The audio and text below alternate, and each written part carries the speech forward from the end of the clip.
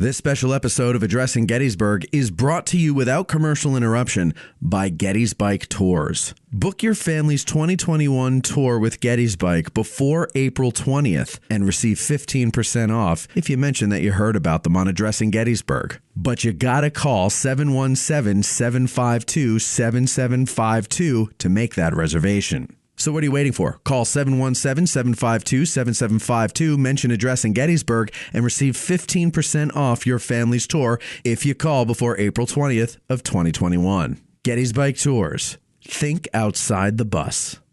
And it's also brought to you by our generous patrons over at patreon.com/addressinggettysburg.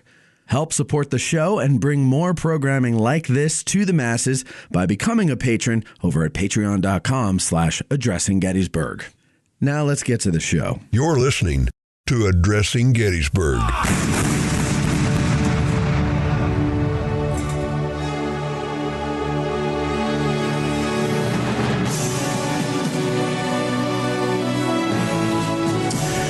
Hello, everybody, and welcome to this very special episode of Addressing Gettysburg's Ask a Gettysburg Guide. It's Ask a Gettysburg Actor. And before we get to our guest, I'd like to introduce a guest co-host who's been on the show twice before, so now this is his third time, Bo Brinkman. Hello, Bo. Hey, Matt. Bo is very instrumental in getting the guest that we have today on the show, and so we thought it would be fun if he was also the co-host since they have a shared experience. And thank you, Bo, for setting this up for us, or helping me set this up, I should say. Absolutely. Okay, so my guest today is someone you all know, but let's pretend for a moment you don't, and pretend you didn't read the title of the episode before you hit play, and let's see if you can guess who I'm talking about. He was born Thomas Michael Moore. He studied journalism at the University of Missouri. He was a flight attendant for Eastern Airlines. He worked in television as Tim Siegel on One Life to Live, where he had a 66-episode run. He began appearing in films in 1977 with The Sentinel and continued on from there with Looking for Mr. Goodbar, The Dogs of War, The Big Chill, Eddie and the Cruisers, Betrayed, Major League, The Field, Gettysburg, Sliver, Sniper, The Substitute, and Occasional Hell with Bo. Bo, you were in that. One Man's Hero, Training Day, and Inception, among a gazillion others. His television work includes One Life to Live, Johnny We Hardly Knew Ye, If Tomorrow Comes, Cheers, Rough Riders, Law and Order, Ally McBeal, Into the West, and that's really just scratching the surface. He's won many awards. He's won a Golden Globe for his Best Supporting Actor performance in Platoon. He won the Primetime Emmy Award for Outstanding Guest Actor in a Comedy Series for Cheers and Outstanding Supporting Actor in a Miniseries or a Movie for his performance as Jim Vance in the 2012 miniseries Hatfield and McCoys. The Golden Boot Award, the Lone Star Film and Television Award, so many other things. He was nominated for the Academy Award for Best Supporting Actor for his portrayal as Staff Sergeant Barnes in Platoon. The list goes on, ladies and gentlemen. Members of this audience know him best as General James Longstreet in Gettysburg, Teddy Roosevelt in the Rough Riders, and Jake Taylor in Major League. But perhaps his crowning achievement of his career and the most pivotal role ever played is being a guest on Addressing Gettysburg. So please welcome the outstanding Tom Berenger to the show. Oh, thank you. Wow. Tom, yeah. I've known you for 30 years, and I didn't know all this until right now about you. It's been a long life. Yeah. Well, it seems like an interesting life, too. Where did it start? What, you mean acting? No, your life. My life? Oh, Southside Chicago. Southside Chicago. What'd your parents do? My dad was a printer. My mom had been a bookkeeper and then became a housewife. Okay. Wow. And you grew up Southside Chicago. You always wanted to be an actor, or how did you get into that? No. Originally, I wanted to go into the military, but that didn't happen. I was hoping to go to West Point. I'd been there when I was like 6 or 7, and I thought, wow, I'd like to come here. However, that didn't happen. 2 other guys in my school got commissions, which is kind of odd, you know. Mm-hmm. And the odds of that are very Slim. very low, but yeah, slim. But anyway, yeah, 2 other guys went, and I went, oh, hell with that, I thought I would go into journalism and specifically sports journalism, but that didn't quite happen either. So, I was a journalism major as well. I was surprised to hear that you were, Tom. Well, I think part of that was my dad being a printer, and he'd been a printer for the Chicago Sun-Times, and I remember sometimes going with him, either downtown there, the Sun-Times or the Tribune, like that, and seeing the printing presses and so on and so forth. I remember him telling me, see, the thing was that, although being a printer is a blue-collar job, it's like his spelling was perfect. He would correct the spelling of reporters, and his grammar was great. His vocabulary was huge, and his because he read a lot as well. But kind of self-taught guy. But just being a printer, I imagine all of them. I mean, in those days anyway, the line type operators and stuff, that they were doing the same thing, correcting the bad spelling of the reporters. And you go, really? Yeah. Well, like Hemingway was a great speller, and perfect punctuation. You almost didn't have to edit him; he could edit himself. But F. Scott Fitzgerald was terrible at spelling. Yeah. So Max Perkins Max Perkins and those guys had Scribner's and Sons had to constantly keep an eye on his punctuation and spelling and things. I've read that a lot of really great writers were bad spellers. Yeah, I mean, English is not an easy language. No, I've studied Latin, Spanish, and Italian. And I kind of know, a little French because it's a Latin language, and Portuguese, 6 months I was learning it. Wow. But their rules are more strict, and English is a hobnob collection of Latin, of German, Anglo-Saxon, and whatever, Celtic, and or Gaelic, and then Viking. The Viking language, and then the French invaded from Normandy, and and we just grab words right and left from like rodeo was Spanish, patio was Spanish, umbrella is Italian, wow, and we just grab words and use them, and hopefully you spell them right, but it's hard for people that not only foreigners, but our kids to learn correct spelling. Yeah. We also make words that were intended to be nouns into verbs or vice versa, and it's a weird way of speaking. I guess that would be more Americanism than English, or whatever. So how did you make that leap into acting, though? I think it was my second year at college, and it was like maybe 7:00 at night or something like that. And I'm sitting in my bunk there, and my roommate over on his side, and I hear this ad on the radio, and I said, I think I'm going to try out for that. And he said, why? You're not an actor. I go, I know, but I'm just kind of bored. I'm not playing sports anymore. I don't have any extracurricular activities. It's just go to class, study, come home, study, go to class. I said, I don't know. I think I'll try that. Well, I got the part, and it was a great play. It was four characters only, and it was 4 hours long. And wow. Who's Afraid of Virginia Woolf? It was a fabulous play. Wow. Yeah. So had it been like She Stoops to Conquer or something else, maybe I would have lost interest.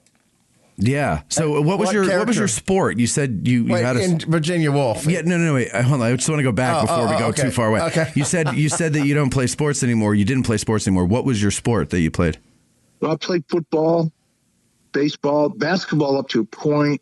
I messed around with boxing, just to stay in shape in the wintertime. I would box with the wrestlers. Like the wrestling coach would say, hey, get over here. Okay, fine. And well, there was only one guy that was pretty good. The others might have been great wrestlers, but they weren't, good boxing. Yeah. Mm-hmm. Yeah.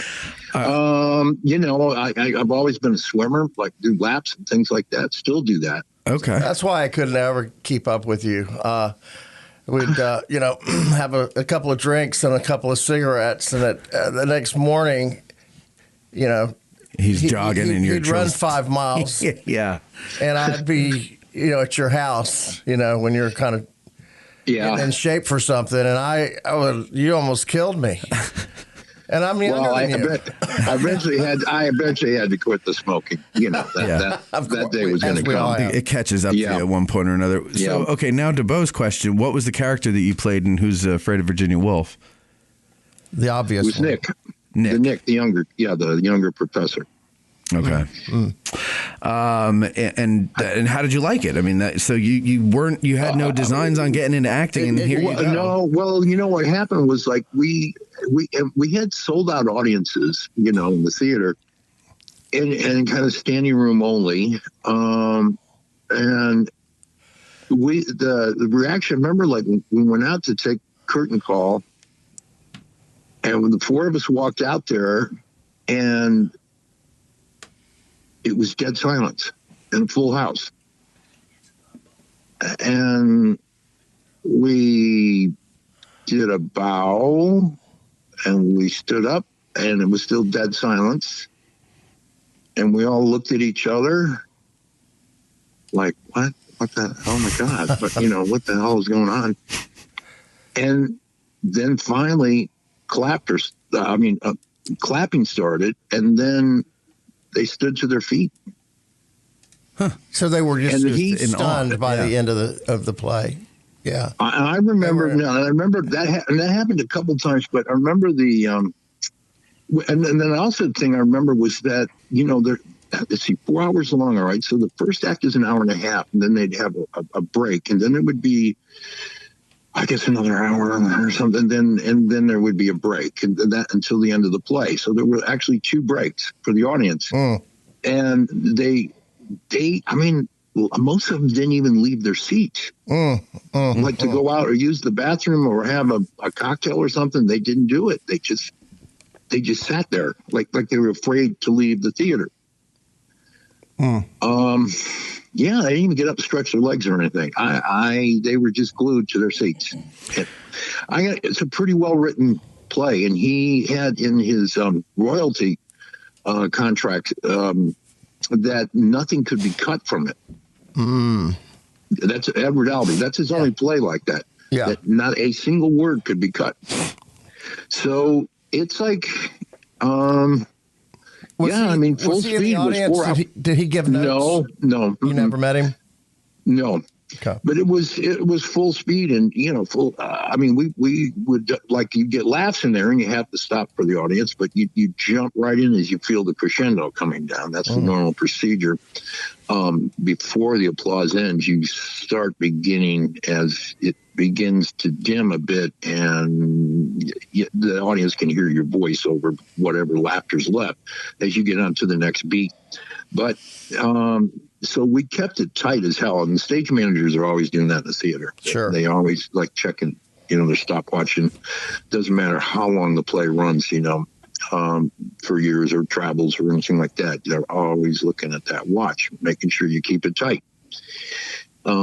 Makes sense. Yeah. So after that show, usually something happens to you as an actor, and it's a lot of times it's that decision, that moment where you decide to be an actor or not. Where you catch the bug. Yeah, like that. That was it. And and I say my first play. However, my first play actually was in Spanish. ¿Cómo? ¿Qué? See, but it was. What was like in the advanced Spanish class? Oh. And he said, "Okay, everybody, now our next project here, amongst many we have, because we were all in the advanced class, and out of that we got, we were. I mean, I would have to say, I think every single one of us were A students in that class, but out of that we got an extra year equivalency in Spanish. So when we went to college, we didn't have to take Spanish 1 and Spanish 2 or something like that. We jumped right ahead to a 3-hour course instead of the 5-hour courses with labs and all that kind of thing. So we were able to, bypass that. Sure. And we had talked in Spanish all the time we were in class. We had to get up and do speeches and like book reports and things of that nature. And then he would lecture in Spanish. Mm-hmm. So anyway, he tells us that we're going to do a play by a famous Spanish playwright, Federico Garcia Lorca, who was actually lined up and shot down during the Spanish Civil War in the 30s. But anyway, it was called Bodas de Sangre, which means blood weddings. And so we had to do the play, and I went up and I said, Professor, I can't do this. No me puedo hacerlo. He says, well, Tomas, you're going to have to, because everybody in this class must do it. I go, but I'm not an actor. I'm a football player. He goes, I know, but you're going to have to do it. I go, oh, geez. Oh, my God. What is the audience going to be? He goes, mostly Hispanic, unless you want your parents to come. I go, no, I don't want them to come. He said, well, yeah. And I go, so if we make a mistake, they're going to know. See, they're going to know. I'm afraid so, Tomas. I'm like, oh my God! I was just horrified at the thought, and I was a wreck leading up to going on the stage. We had to do it, I guess, a couple nights, and it was oh my God, I can't do that.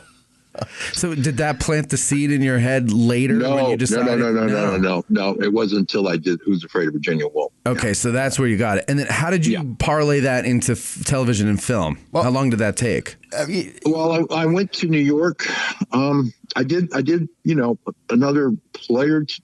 Another play or two there. You did a couple of more plays in college, right? At college. And, yes.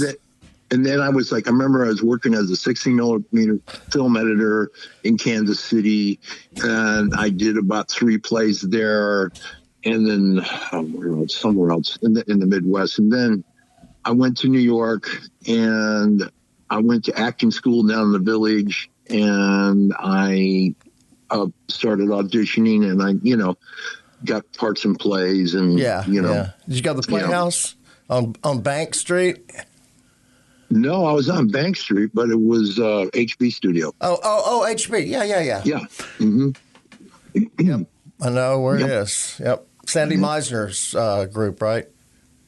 Was that Sandy? No. Started it? No, they were the Neighborhood Playhouse. Neighborhood Playhouse. That's right. Yeah. Right. Okay. Yeah. So what was the first film role that you got, and how did you get it? Or did you start in TV first? You started in TV first. Well, it was... Yeah, but and I did that for a year, and then while I was doing it, I did about 3 off Broadway plays, and so I had to rehearse at night. I do that during the day, rehearse at night. Boy, I was exhausted because I was working every day. Wow. Every day, including a matinee night show on Saturday and a matinee on Sunday. And then doing the TV show, and then doing the play at night, and rehearsal and all that leading up to it. Whoa, I was burnt, but thank God I was young. It seems like a lot of people got their start on soap operas. Was that like a thing, or is that still a thing? No, I don't know. Think so. I think it's so easy to get hooked into. I have so many friends that do soaps, and they've never been able to make that jump ever. No, some stay there for sure. Not even to prime time. I mean, they're just right there. I think it's very few people that can actually do it. Meg Ryan did it. Tom obviously did. Oh, and you were, for how long were you on that soap, Tom? I had a year contract. Oh, okay. So that's not so bad. But right. Yeah. Yeah. So then what do you go to after that? And well, I did it. Richard Brooks, the writer director, came into town, and he was doing looking for Mr. Goodbar. And he didn't want anybody to see the script. Why, I don't know, because the book was a bestseller. And the book was based on a real life case, murder case in New York. And so I went in and I told the casting lady, I said, well, I got there's this play by Lyle Kessler called The Waterman Play. She goes, I know it. And I know Lyle too. I went, yeah, great guy. But anyway, I said, I think I just use that one scene where the guy comes back from the Korean War and he goes to see his buddy's widow. And it just has this bizarre, freaky ending to it. And I just used that one scene. And they said, and she said, that's a great idea. I see where you're going with that. That's a great idea. At least it kind of goes into that dark territory there between a man and a woman. I go, that's the only thing I can think of offhand. She says, do it. That's great. So that's what I did. I got another actress to do it with me, a girl named Connie Forsland. And we did it. It went great. And I knew it when we had, and he said, well, he goes, you want to sit down, Tom? And he goes, thank you, Connie. Thank you very much. And she goes, hey, thanks, honey. You got it, Tom. She left. I knew I had the part. And he was a tough old codger, man. That guy he was great. I mean, he looked like an ex-Marine surgeon. And he dressed like some guy on the cover of Field and Stream magazine. He smoked a pipe, then the baggy pants, and he had just a loose-fitting kind of sports shirt, nondescript clothes. Yeah. And he was an old-timer and started as a writer. And he had done movies like Blackboard Jungle. Yeah, that's right. The one the Truman Capote thing, In Cold Blood. Cold Blood. Yeah. He did Cat on a Hot Tin Roof with Newman and Liz Taylor. He did Sweet Bird of Youth with Newman and Geraldine Page. He did Bring Me the Head of... Yes.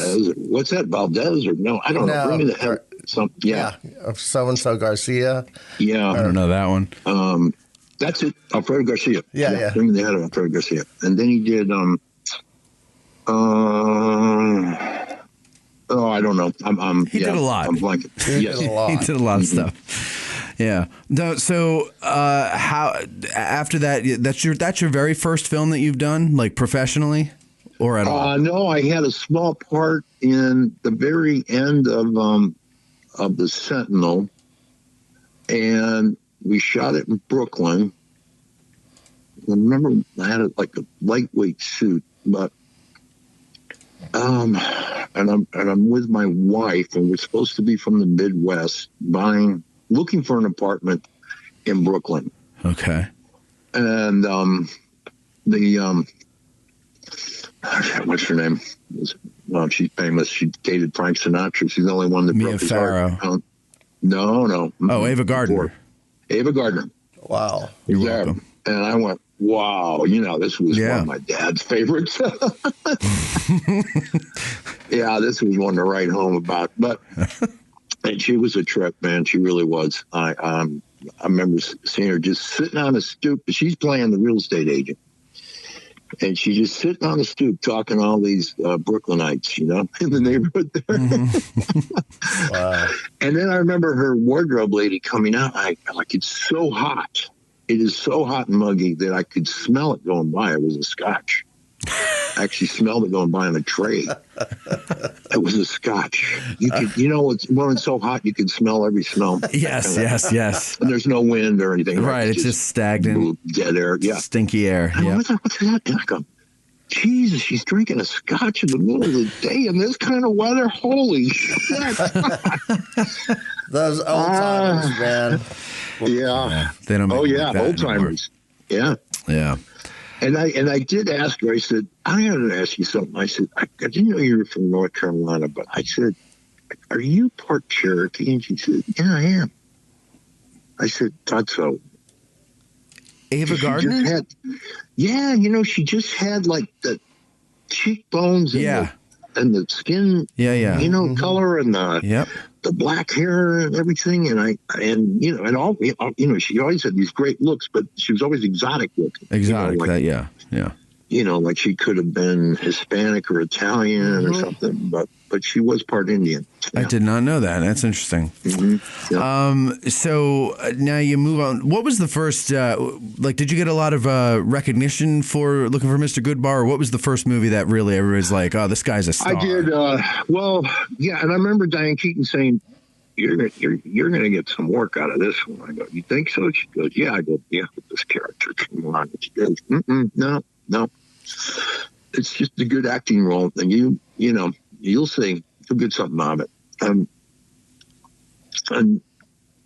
Both Richard Gere and I got written up in the calendar section of the LA Times. So yeah, we did get started there. Yeah. And so then that leads to other things. Let's see, later on, I guess the Big Chill, that was a pretty big one for you. You want me to do what? Come on, Sam. Don't make me say it again.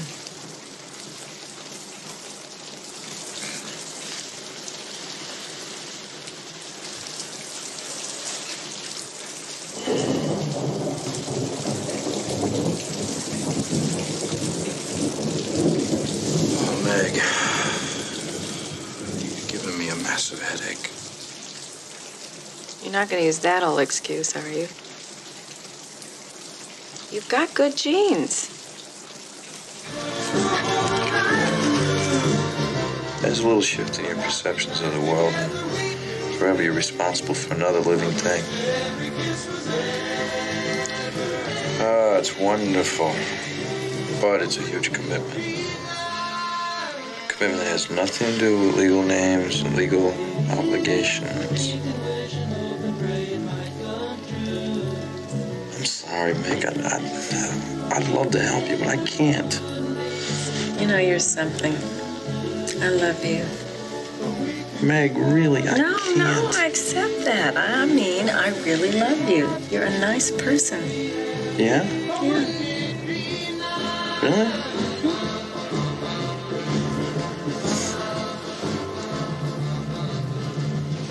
So you want to fuck? Just kidding. When did you? What was I guess Eddie and the first... Cruisers? Actually, Eddie and the Cruisers, although not big at the theaters, became the first cable hit. Oh, It had this huge following.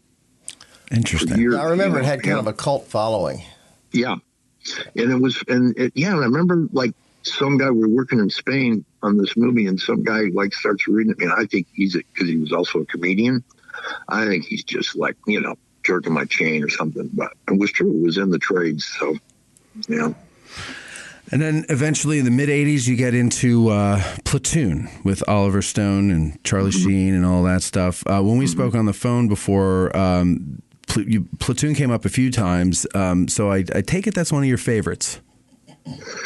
Well, yeah, it is. I mean, it's kind of like, I don't know. I remember telling the guys before we were going on our last little hump that was going to last 2 days out in the bush.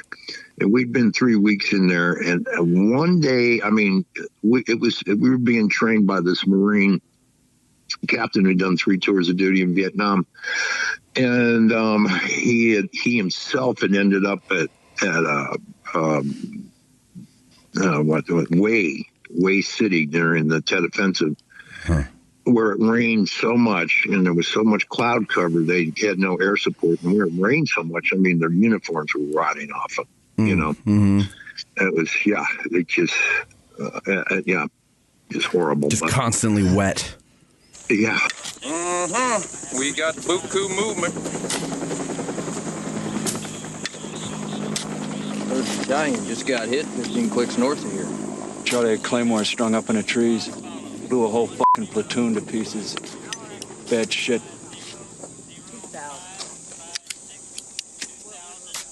Yeah. I got 2 lieutenants and captain. Jesus. All right, Sergeant, who do you want on ambush? Wise, you take your squad out. Warren, you stay in. But I need Texan Jr. from your squad. Roger that. Okay, move out in 2-0 mics. I thought it was O'Neill's turn tonight. No. Tubbs and Morehouse are short. Pew Shang's going on an R&R tomorrow, and you want to send them out on an ambush? You got the fresh meat, buddy. They don't know shit, Barnes, and chances are we're gonna run into something. Think about it. That's just great, Bob. And what do you want me to do? Send one of my guys out to get zapped so some lame-ass just in from the world can get his beauty sleep? Nah. Hey, O'Neill, take a break. You don't have to be a prick every day of your life, you know. Elias, get your men ready. Guy's in 3 years. He thinks he's Jesus fucking Christ or something. O'Neill, your short-timers stay in, but you go out. I need veterans out there.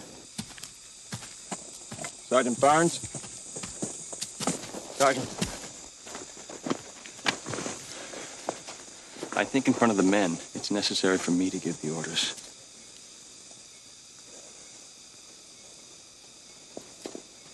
Yes, sir. I guess you know that, or remember that Platoon is a real bone of contention with me, right? No. I'll refresh your memory. Why is that? Yes, tell us. So I was, living in New York.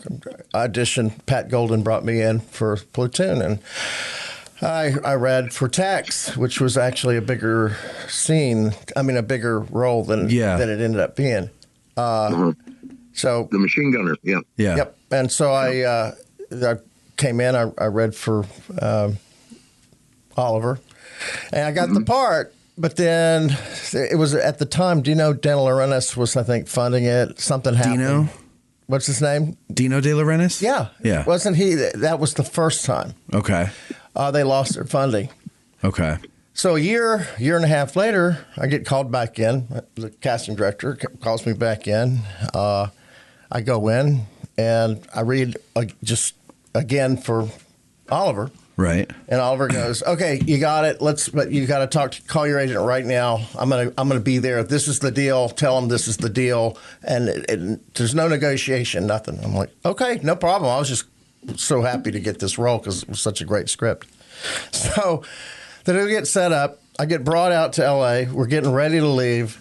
And SAG would not, do you remember this? When SAG would not give consignatory because they wanted to ship everybody off on cargo planes and put everybody in tents and feed them K rations instead of real food. You remember that? No, I don't. And I think I was on the last round when that film started. I think it went through 3 or 4 like little upstarts, and each time it kind of broke Oliver's heart because it kept getting canceled. Right.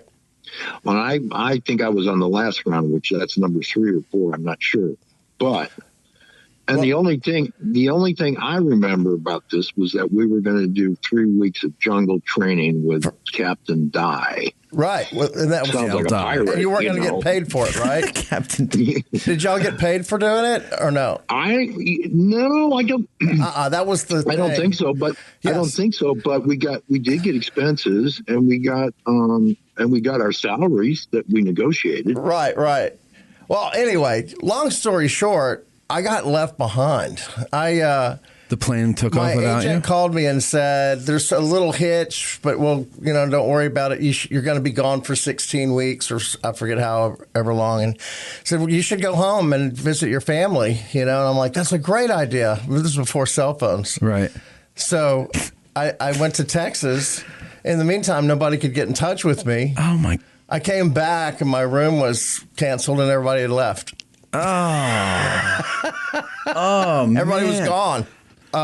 Oliver Stone got in a fight with my manager.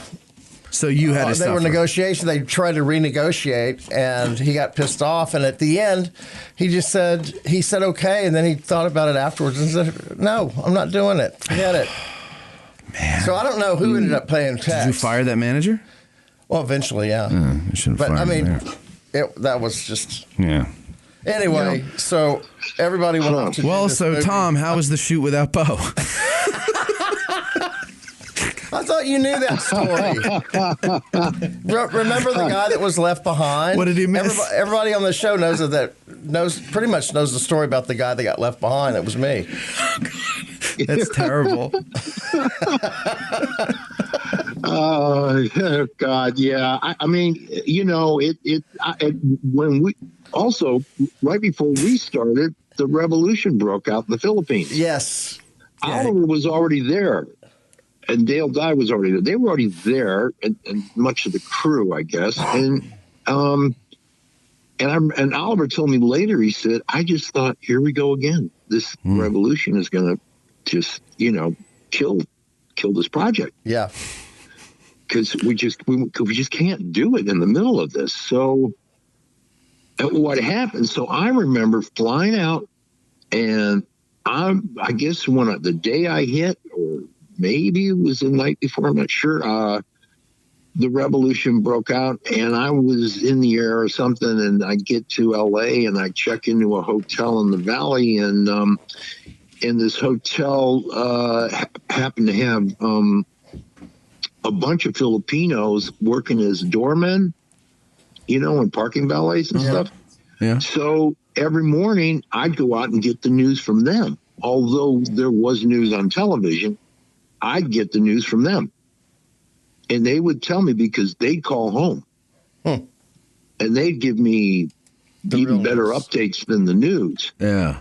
And so I sat in a hotel for 3 or 4 days. And one morning, my phone rings, and it's a reporter I know from Florida, from a newspaper in Fort Lauderdale, with the Fort Lauderdale paper. And he said, well, get your bags packed. I go, well, I'm in L.A. waiting to go. He said, well, it's over.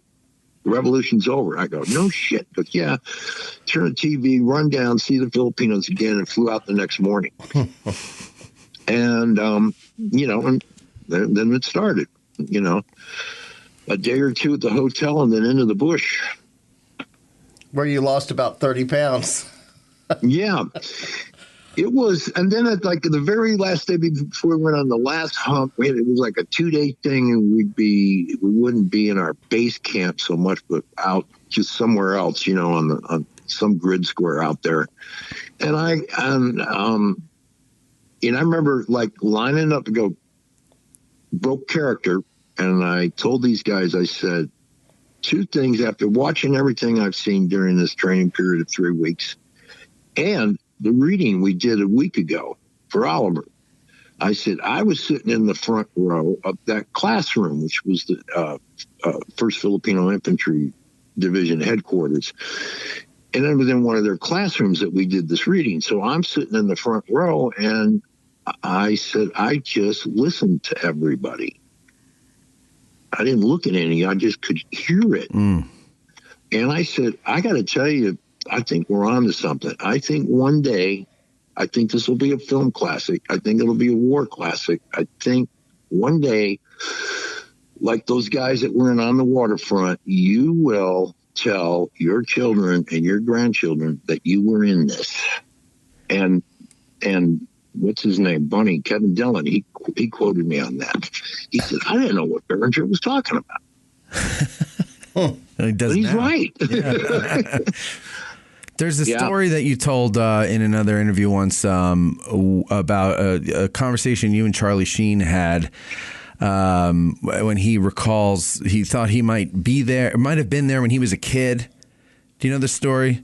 Oh, yes. Yeah. That was one day where, like, it's the electricians are changing a few lights here or something in the grips, and they're moving a few cables around, and Charlie and I are sitting there, and we look across the little clearing in the jungle, and he says, I go, look at those guys over there all looking at you.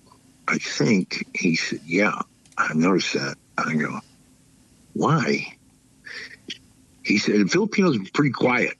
They're not a noisy bunch. Right. Yeah. Polite. And he said, I think they recognize me from when I was here with my dad. Yep. Apocalypse Now. And Apocalypse. I went, well, yeah, that could be. These guys do a lot of war films, apparently, jungle war. And I said, and some of them look old enough to, have been there 10 years ago or whatever it was. He says, yeah, I think that's it. I had a couple of them look familiar to me anyway. I went, yeah, that could be it. I go, I said, did you shoot here in Luzon on this island? He went, yeah. I go, yeah, my dad was here too. And he said, what movie did he do? I go, what? What movie was he in? I went, The War? Charlie, it was The War, the big one, the real one. What? I go, World War II. He landed here in the liberation of the Philippines. He goes, oh. Yeah. Wow. That's pretty good.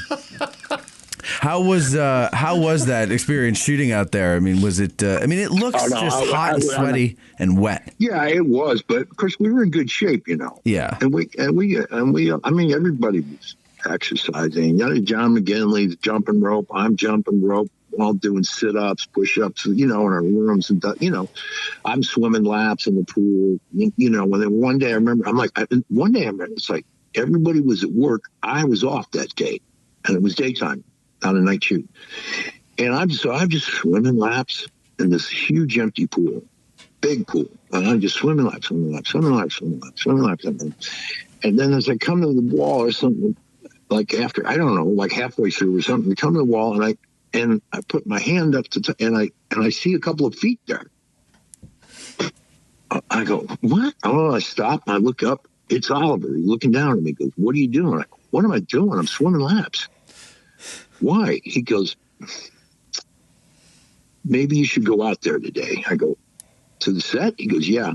I go, why? He said, the guys like you to be there. I think it would be good if you're there for them for their scenes. Okay, all right. Let me just finish up here and I'll get it right out there. So I go out there and I'm not like even in my camis or anything, you know, my utilities. Yeah. I'm just like, you know, in flip-flops and shorts and a t-shirt. And I'm standing there just watching scenes. And he comes up to me and goes, what are you doing? I go, I'm watching the scenes. He said, I go, what? He says, you're making them nervous.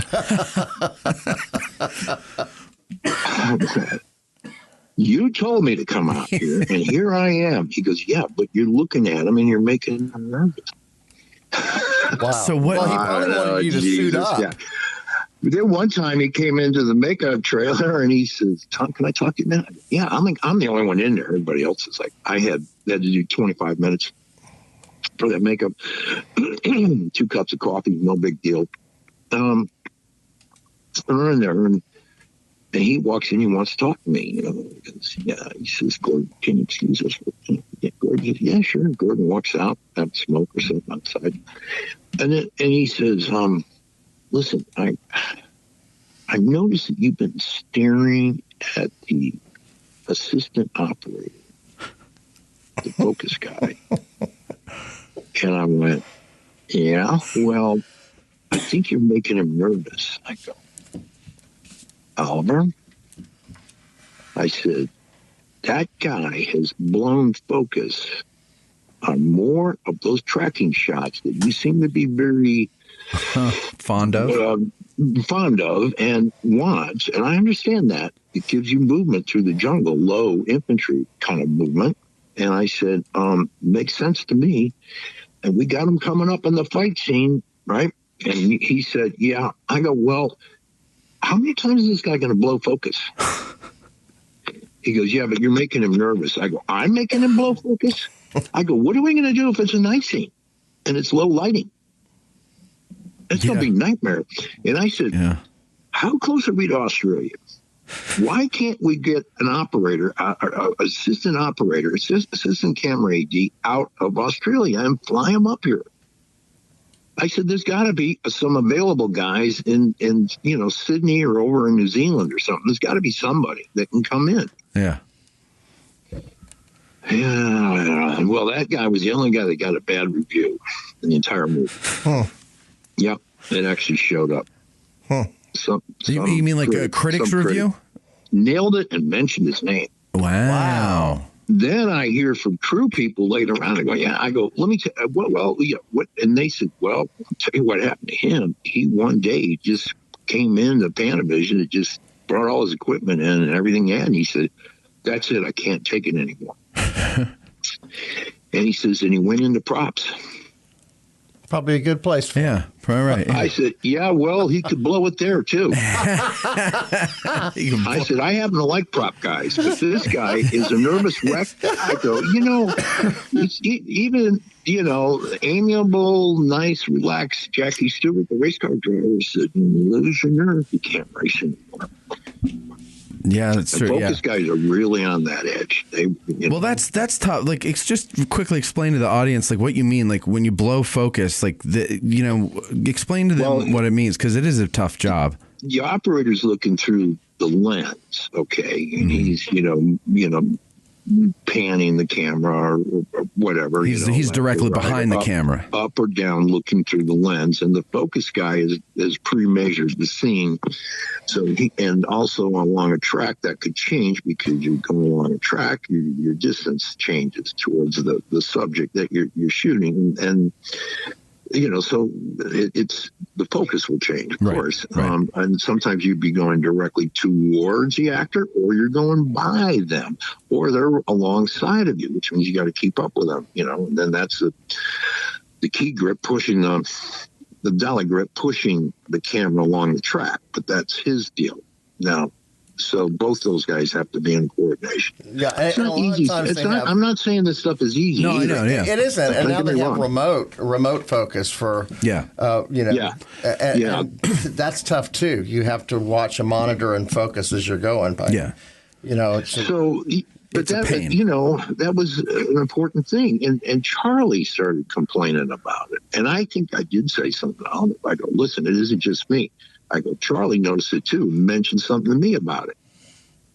And I went, yeah, you're right. I'm about to had it with this shit, So it wasn't snakes or giant spiders. It was focus pullers that plagued the shoot of Platoon. Well, yeah, but I mean, somehow we got by all that. Yeah. And then, I figured at that point, Oliver might just explode on the guy, about Oliver. I've heard different stories. But speaking of snakes, there was one grip that got bit because I got bit on the foot by there were plenty of cobras. We saw cobras, but there's a pit viper.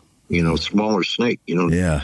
You don't see him as well sometimes, but he got bit by a pit viper. His foot started blowing up, and they got him in a car and just raced him to Manila. And he was okay. But I said, it's interesting how many of these guys are either in flip flops or tennis shoes. Tennis shoes okay, but the flip flops, I go, why? Because there's roots coming out of the ground. It's so easy to stub your toe or break your toe on those roots. Yeah, just from the thought of the snakes, I'd be wearing like cavalry boots. I wouldn't. Yeah, no way. Oh, flip flops. The same thing in East Africa. Well, but the point is, people are completely unaware of where they are, and they wear flip flops in the jungle. I know. I think they know, but they're a little bit fatalist. The Filipinos, I found too. Oh, these are the locals. The locals. Oh, I thought you meant people in the crew.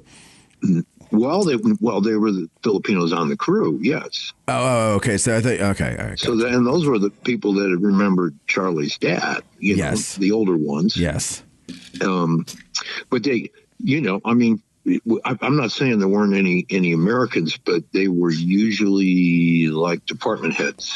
Okay, gotcha. Yeah. So how did you get along with Oliver? I've heard so many stories. It's Hollywood legend, this guy, of how he directs and stuff. Like one time he called Michael Douglas and right before a scene and said, "Hey, what's going on with you?" He said, "No, I'm fine." He goes, "You're not back on cocaine, are you?"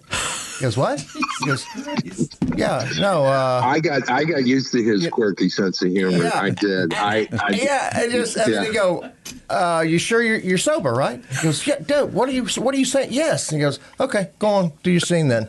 Yeah. Yep.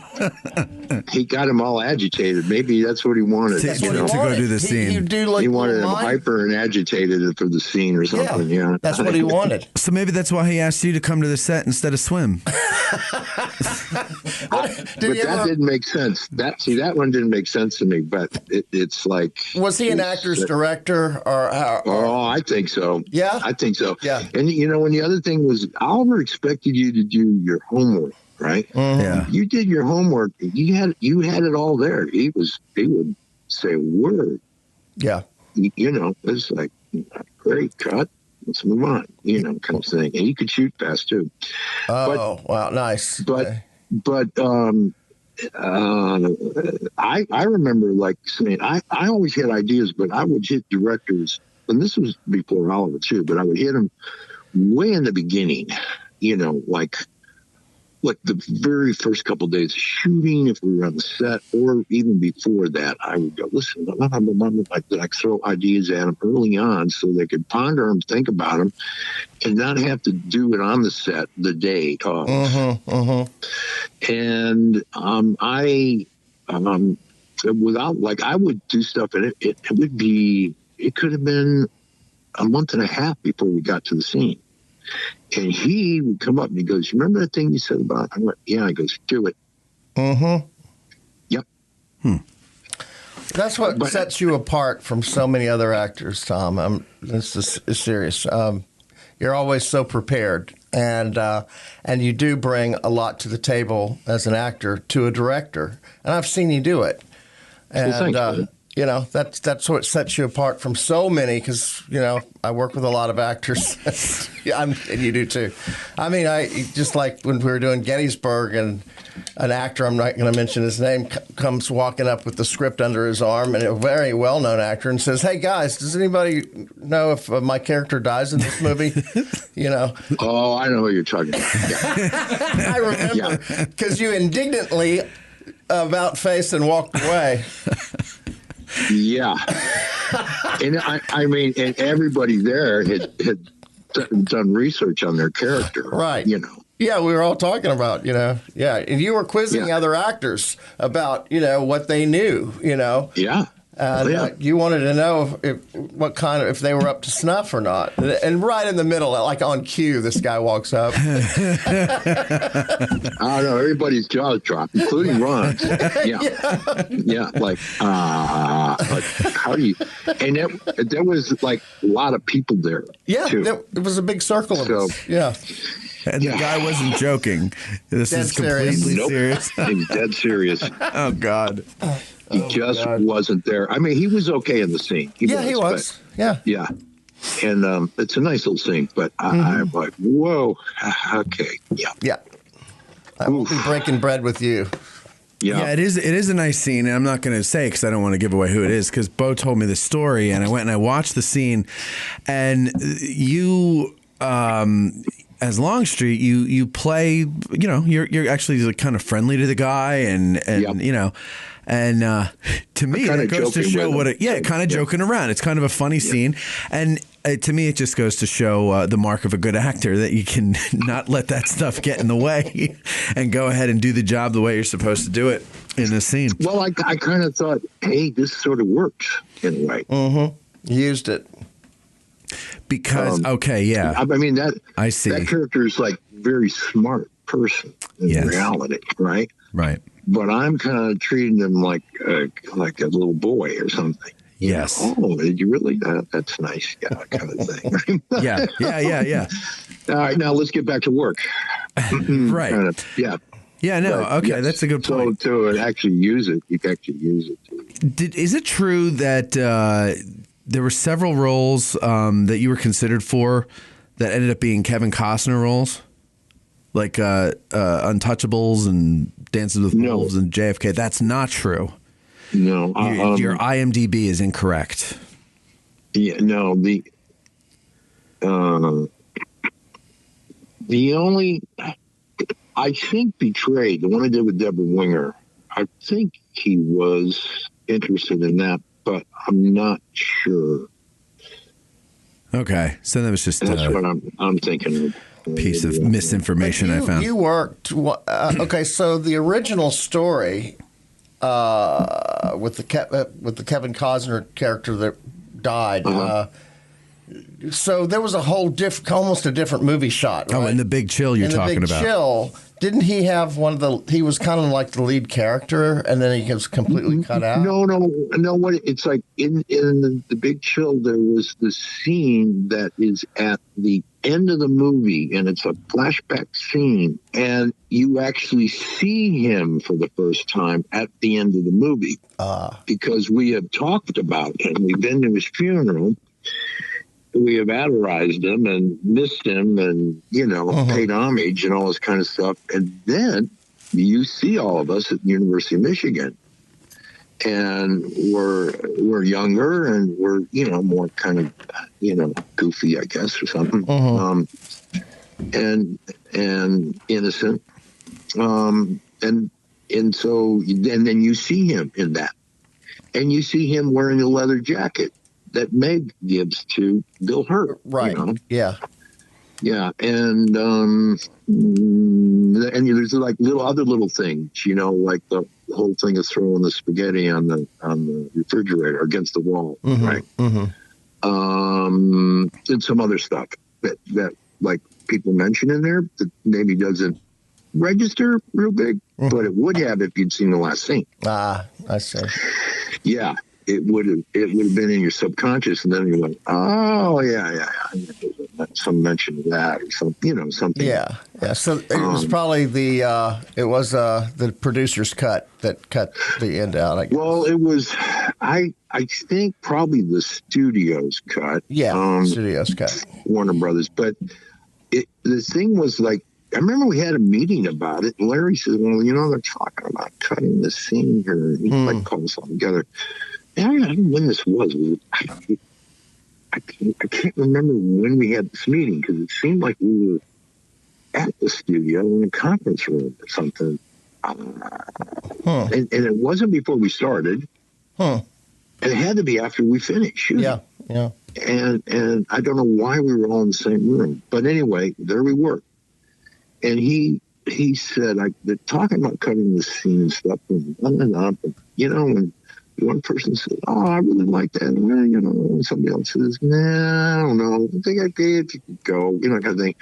But I said, it's a bit. And Larry wrote this, so he's just kind of nodding his head, listening, not being judgmental at all.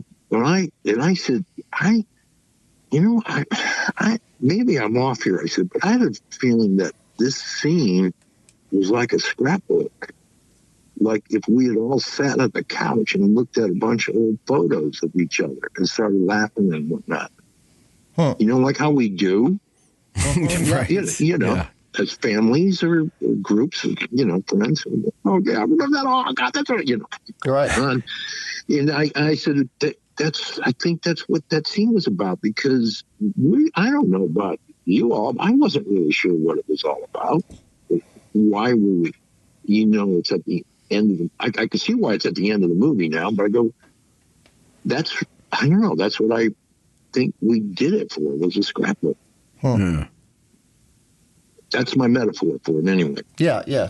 Do you find that directors generally don't mind it when actors get involved with things like that, kind of have those conversations with them? No, I think they welcome it. I think they really do. And I certainly think the good ones do. They question themselves. Every writer does. Sure. Well, that's until a writer has an audience, he doesn't know what he's got there. That's right. Yep. That's why Ron was so good to work with. I would bring him scenes and go, you know what, this doesn't work very well. Do you mind if I'm not kidding you. Do you mind if I rewrite some of the dialogue? And I sat down with Martin Sheen, and we would go over it and kind of rewrite it, and I'd bring it back to him, and Ron would look at it and go, oh, no, I like that a lot better. Yeah, okay. Let's do that. Yeah. I mean, Ron had been an actor once, too, hadn't he? A what? An actor? He'd been an actor once. Well, in college and stuff, he did some Shakespeare. Yeah. Yeah. Yeah, it's like that. Now, there's some people who are so rigid. You go, oh boy, we're in trouble here. Oh yeah, their This is all about him. This is all about he doesn't get the whole idea of what theater and filmmaking are supposed to be. A collaborative drama comedy are supposed to be. Yeah, they don't get it. Yeah. I mean, like Tennessee Williams, that's what was so great about him. Now here you got the best playwright in our American history. Yep. And he would give huge credit to the actors that were in his plays. And he said, and then of course the playwright is also in the theater with the actors and the director doing rewrites. Yep. Before, and maybe this could even be when they're in Boston and Philly before they get to Broadway in New York. But once they do that, that's it. The play gets printed up, and that's word Samuel for word. French and Samuel French and Sons, and the other publishers, and that's it. It's locked in forever. But until then, it's a work in progress. Yeah. And so if you've ever done a new play, and I've done a couple, I've done a couple of the playwrights there. And you're changing things where it works better, or I don't know, makes more sense or something. Yeah.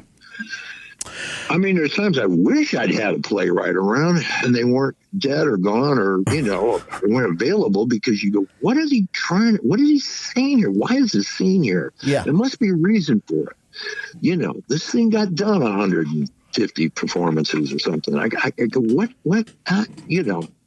there has to be a reason for this. When's the last time you've done a play? You get as a film actor, you start doing films, you go from job to job, right?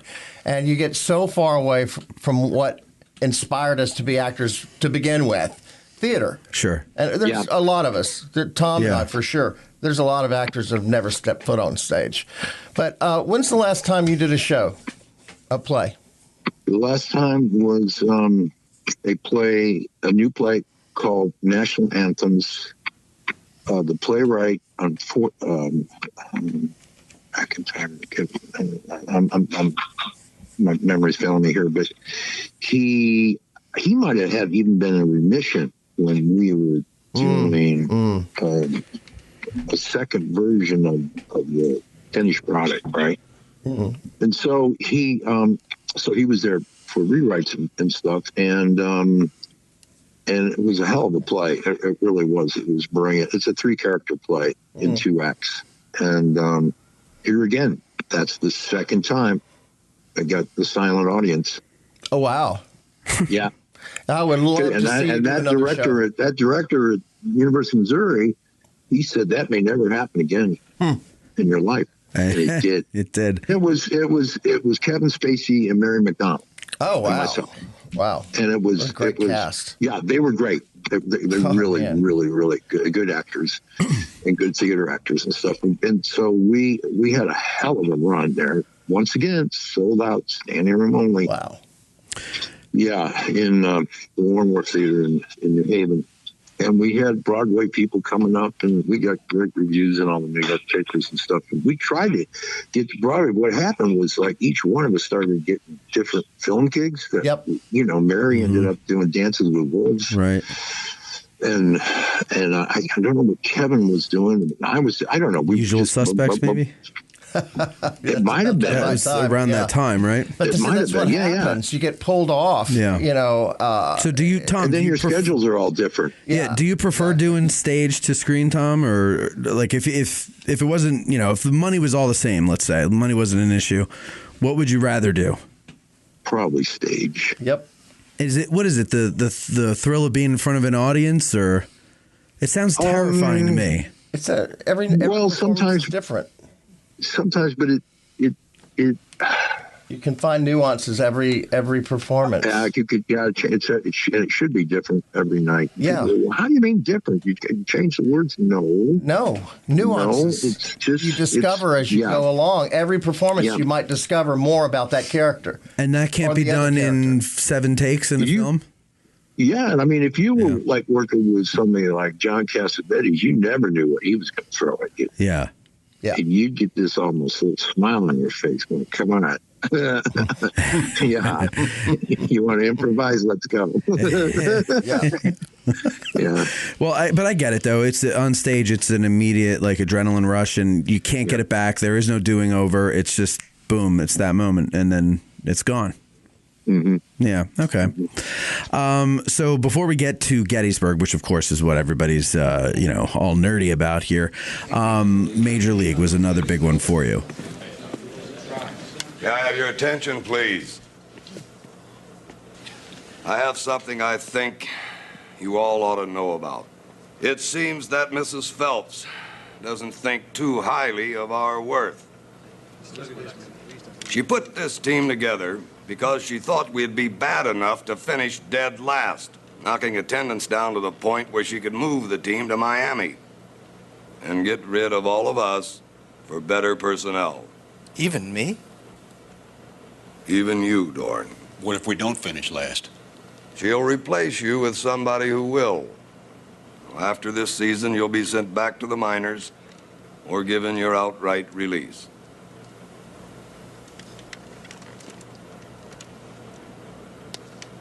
Well, then I guess there's only one thing left to do.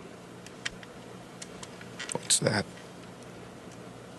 Win the whole fucking thing.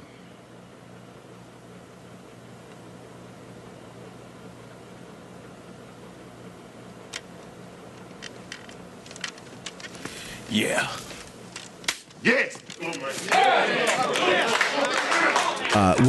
You said you played baseball. Were you a catcher? No. No. Third base. Third base. Did you have to have like a catcher work with you, or did you just naturally? I mean, you look like you know how to be a catcher. It was Steve Yeager, but he and he was there through the whole shoot as well. But he and Charlie and I started early. Okay. Before everybody. Then there was a kind of, I don't know, like maybe a week in Tucson, Arizona, where we just practiced and whatnot, Yeah. And then we had, and then we started shooting. But we started shooting in Tucson because that whole stadium there was where the Cleveland Indians, that was the Grapefruit League out there in Arizona. And most of the teams are in Florida, but there was a league out there. Mm-hmm.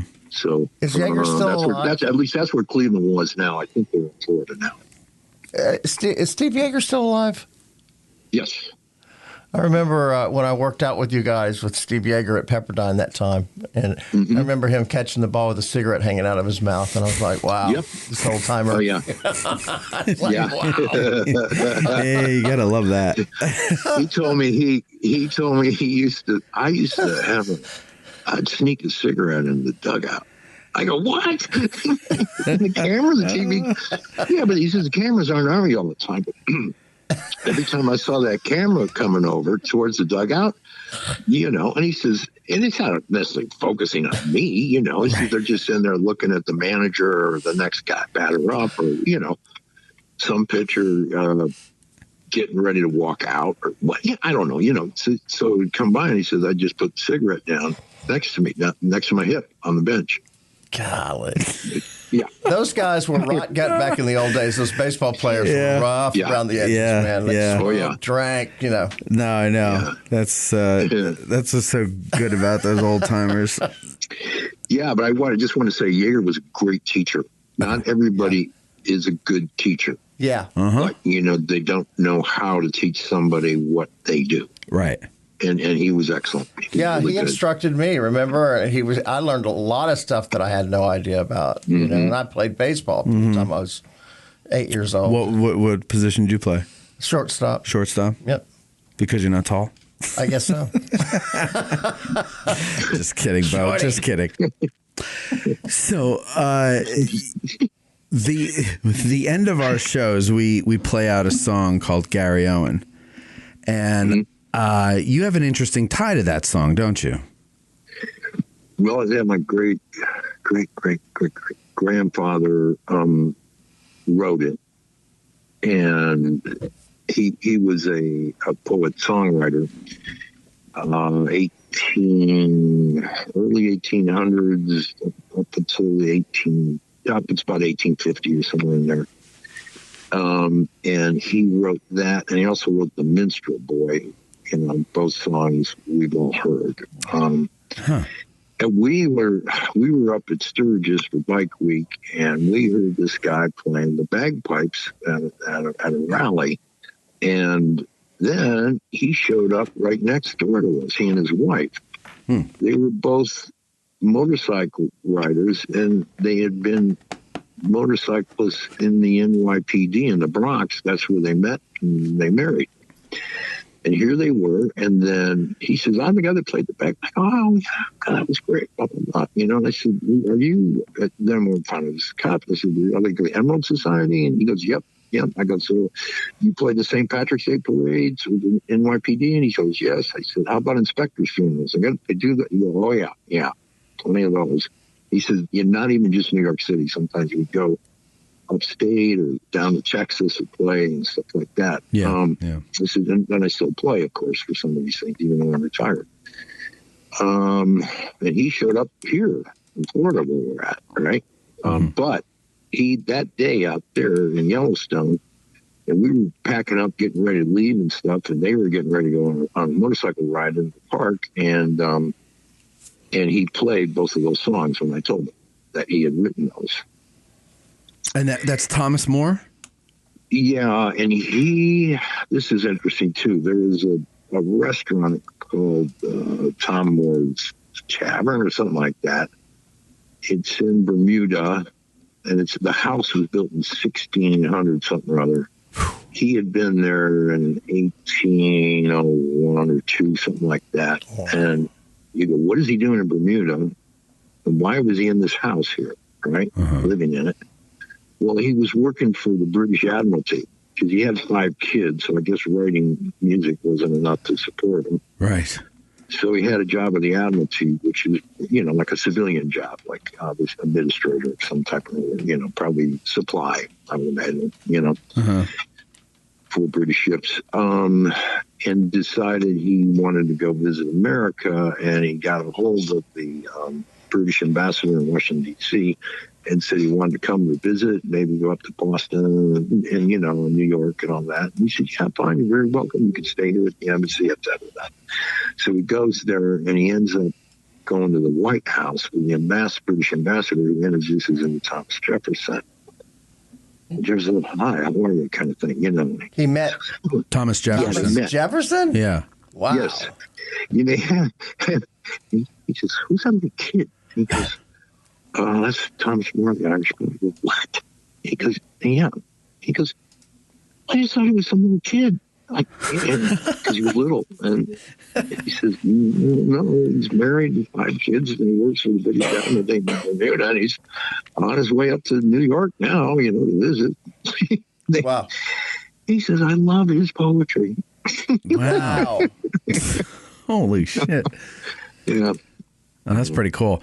That's a great song. I love that song. I mean, it's the melody is very old, but the lyrics that we all know and love come from obviously Thomas More. And he wrote the original lyrics. It was a drinking song that he wrote about a big beer brawl fight between all these guys at Limerick University.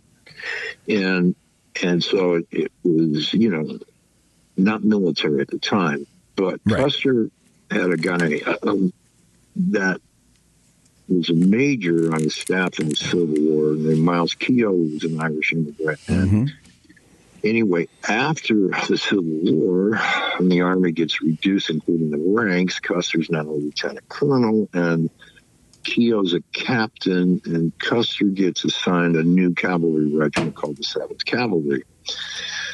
So he gets Keogh to be one of his company captains.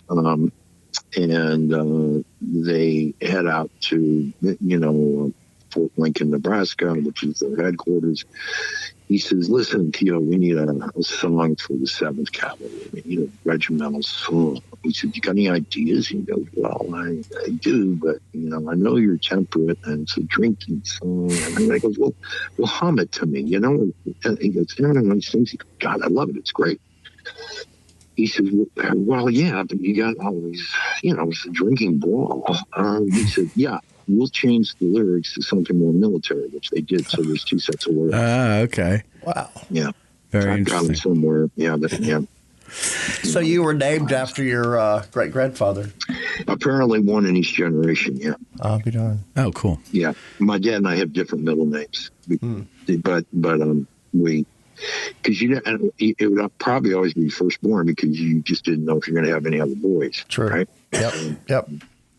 Why did you change the name, and where did you get Berenger? There already was a guy with that name in New York. He was a director on Broadway. So there was already a Tom Moore.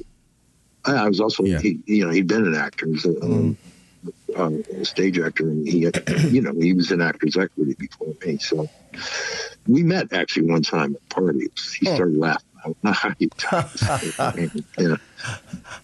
But I just took my best friend's last name. Oh, okay. Nice. Yeah.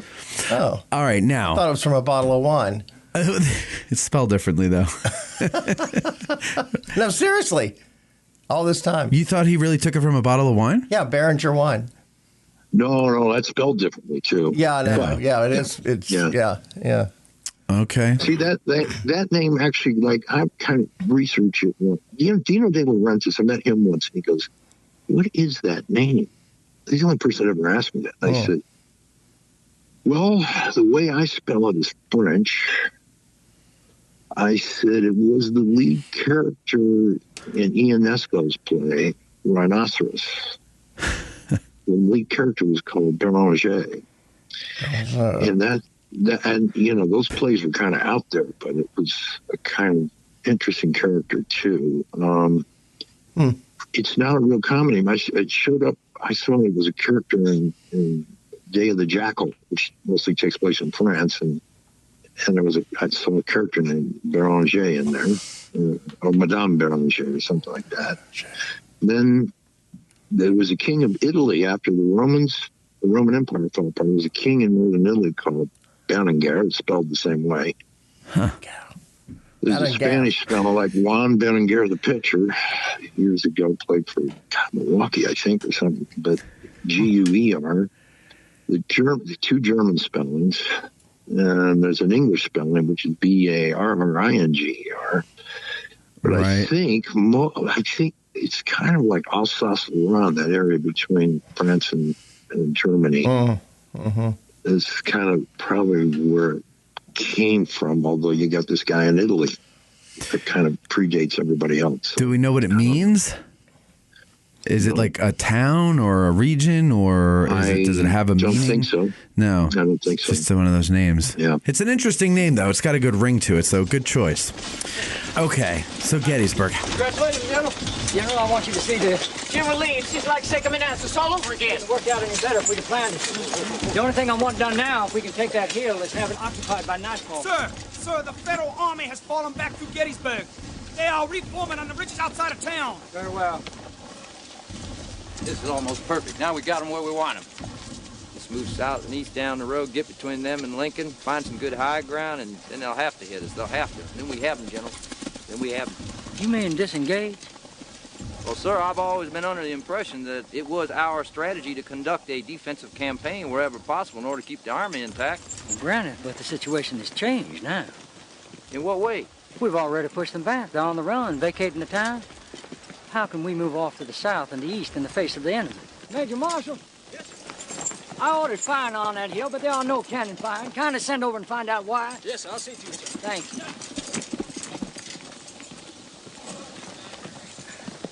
What are you thinking, General? Maybe we should not have fought here. I know that, but we have prevailed.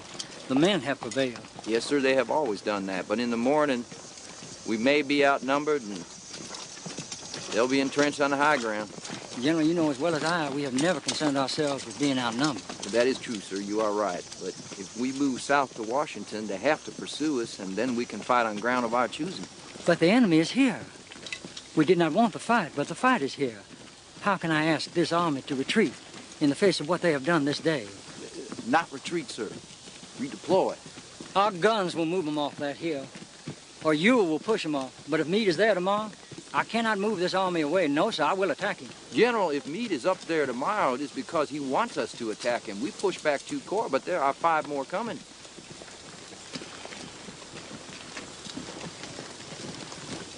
General, I will bring out my boys as soon as I can. Very well. How did you end up getting the role of General Longstreet?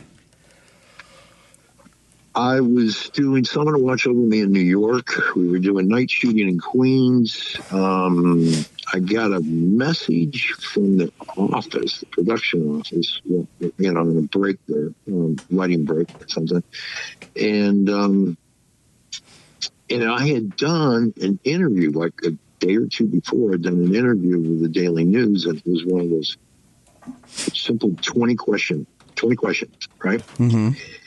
Which, economically you could answer quickly. And one was, what is your best read book of the year? And I said, oh, that's easy. I said, I think it's 1974 winner of the Pulitzer Prize in Historical Fiction, The Killer Angels by Michael Sharp.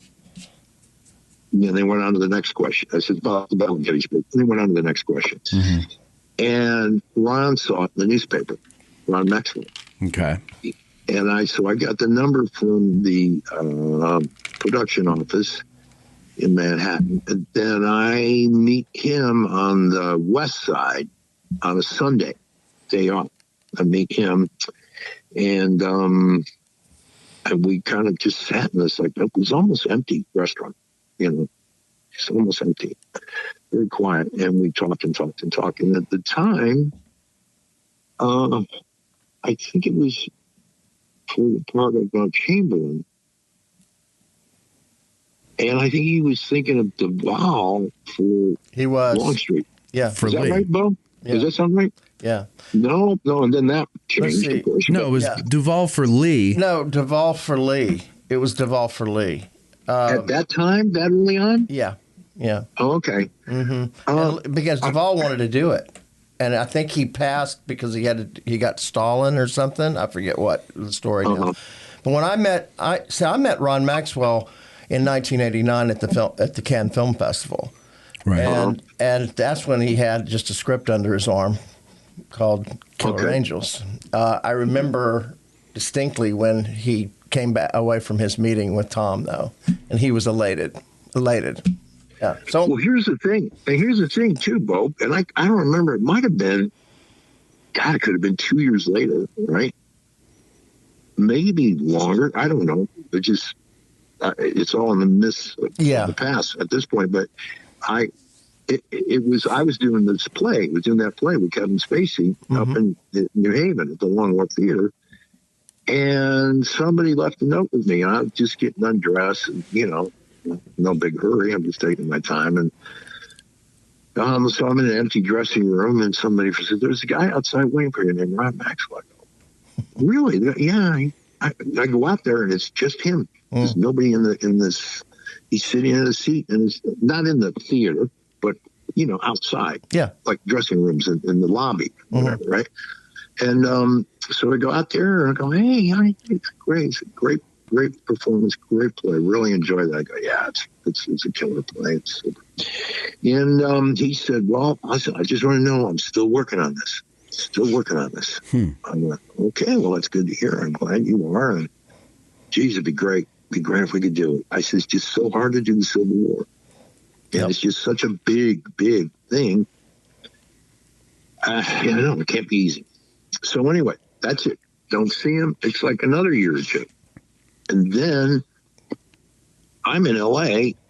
for what reason I don't remember. And then he's there too. And they said, hey, it's a go. Bang. All right. So I talked to him on the phone, and my agent first contacts me. I'm talking to him on the phone about stuff. And then he meets at my hotel, and it's a go. And he said, Ted Turner's doing it. Yep. And we're going about. I said, oh, great. Yeah. If it weren't for Ted, he's the guy. He's the guy that made it happen. I think he was introduced to Ted, as I recall, at a round table somewhere. And I just lost his name. Who? The documentary. Ken Burns. Ken Burns, I think, introduced him. Yeah. Okay. Oh, okay. Did you? So you had a choice though, didn't you, between what role you got? Yeah, he asked me then, and I went, "Oh God, you're kidding." He goes, "Yeah, well, what do you prefer?" I go, "Well, I like both of them. Are you kidding?" Geez, I don't know. I said, "You know what? I guess I have to go with my home state. I got to go with South Carolina." There you go. He started laughing. I go, I don't know what else to say. I did that. As did a lot of actors. Yeah. So you get the role of Longstreet. And earlier we were talking about doing your homework and everything like that. How much homework did you do on Longstreet aside from reading The Killer Angels? I don't know. Like I probably 16 books or something like that. Because I had time too as well. And so I just, and it wasn't just Longstreet. It was like, Lee's Generals, which is all of them. I was just reading them from cover to cover, and not just the Battle of Gettysburg either, Sure. Second Manassas and Antietam and, all of that. Do you stop at Gettysburg or do you read past Gettysburg? No, I read past it. Yeah, you read past it. Okay. Yeah, all the way up to the surrender, Does that is that just and then, because of course, you were in his case, you go even after because right? What did he do as a civilian after that? Yeah. But now, does that help you as an actor to go past the moment in time you're depicting, or is that just more about a curiosity? No, it does in a way, because when you get to the past thing there, you realize what good friends he was with Grant when they had been roommates for 4 years at West Point. Mm-hmm. Yeah.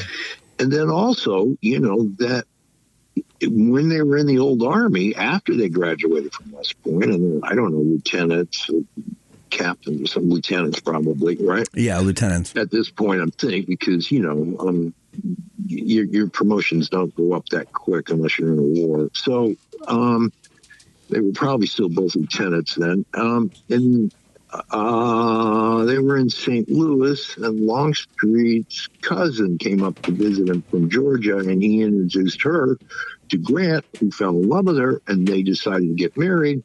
And Longstreet was their best man, and they had a military wedding with the swords and that whole 9 yards in St. Louis. And then, of course, they separate again. Longstreet ending somewhere up in New Mexico as he's now like Mexican War. Yep. They get separated there. And then did they run into each other in Mexico War? I don't recall. I'm not sure if they did or didn't. Interesting side note here, but Pickett ended up being Longstreet's second in command in Mexico when they charged in the last battle there at Chapultepec, Mexico City. Yeah. And Longstreet got injured, handed the flag to Pickett and went over the top. Yeah. That I find that interesting that those two were there together and just a rank apart kind of thing. Yeah, and now they're rank apart at Gettysburg. Yeah. But anyway, so at the surrender, when the surrender happened, and Lee and Grant had been their discussion, they'd been left alone at this little table, and all the officers on both sides were like standing around in a big circle watching them at a distance, to give them privacy. And then it was done, and Lee got up, put his hat on and saluted or whatever, and then kind of washed off, got on his horse with his staff rider and headed back to say goodbye to his troops. And Longstreet's there on the edge of the crowd, and Grant, caught him on the side of his eye and then calls him over. They sit down where that surrender table was, and they end up playing a game of whist, their favorite card game from college, and then and smoking cigars, which they both liked, and particularly Grant killed them. Right. But and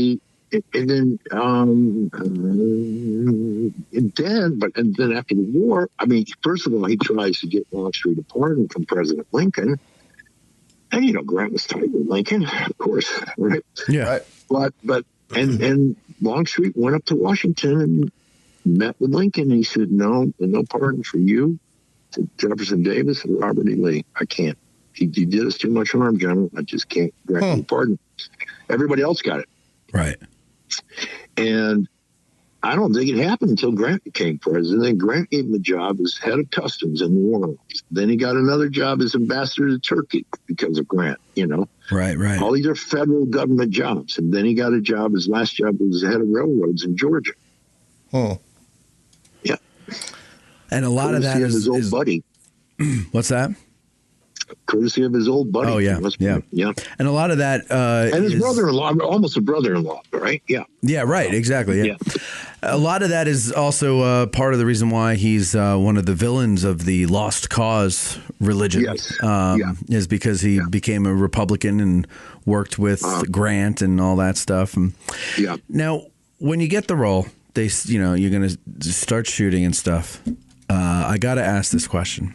They're getting you all set up in your wardrobe and all that jazz, and they put the beard on you, and now everybody is wearing, it looks like most people are wearing fake beards, right? Bo, you were, right? Fake mustache? Yes.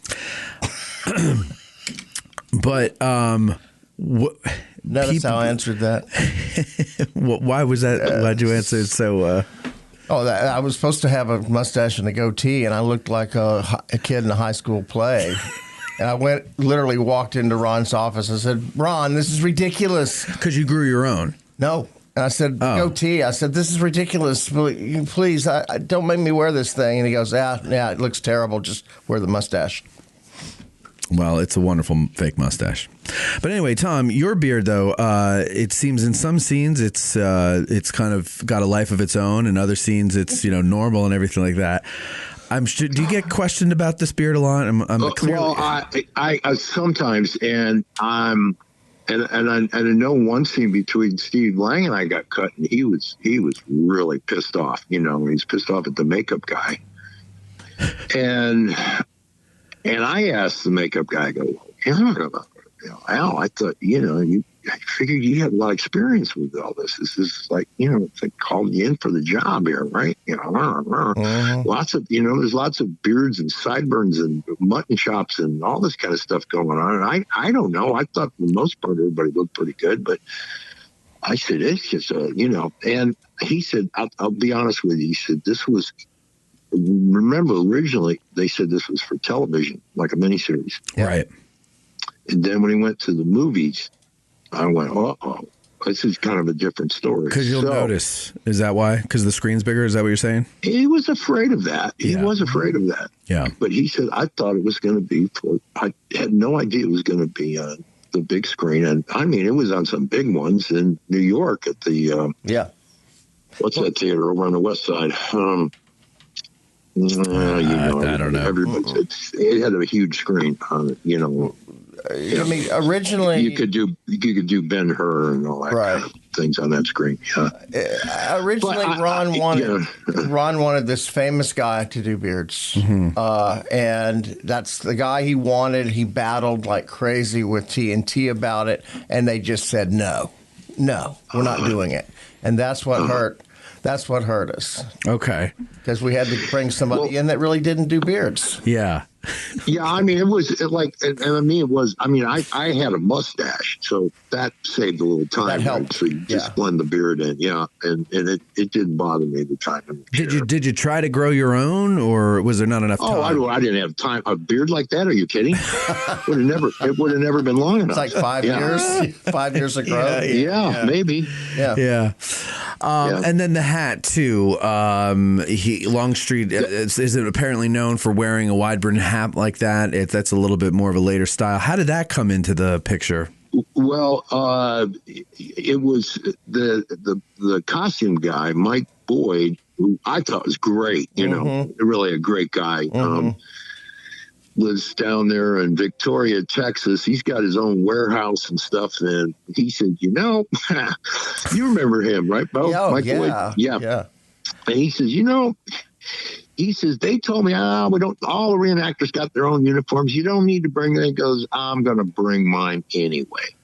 And so he had like 100 extra Confederate uniforms and like 100 extra Union uniforms. And he said, I don't, nah. You know, he was like, well, I'll believe that when I see it kind of guy, right? Yeah. And no, that's what's great about it too. Yeah. Right. He covers his bases, and he says, it's great they got their own uniforms. We couldn't do this otherwise, you know. Exactly. But he said, I used every single one of those reserve uniforms, blue and gray. Every single one. Okay. You know, he said, if I had to put production assistants who were in Pickett's charge or something, he put them in uniform. Okay. Right? Yep. Sure. And they'd have their radio and they'd be in the ranks there. Or, you know what I mean? If it was even those guys, but you had to have them. For whatever reason, you had to have the uniforms just in case of an emergency. Right. Or to fill in a few spots in Pickett's charge or something like that.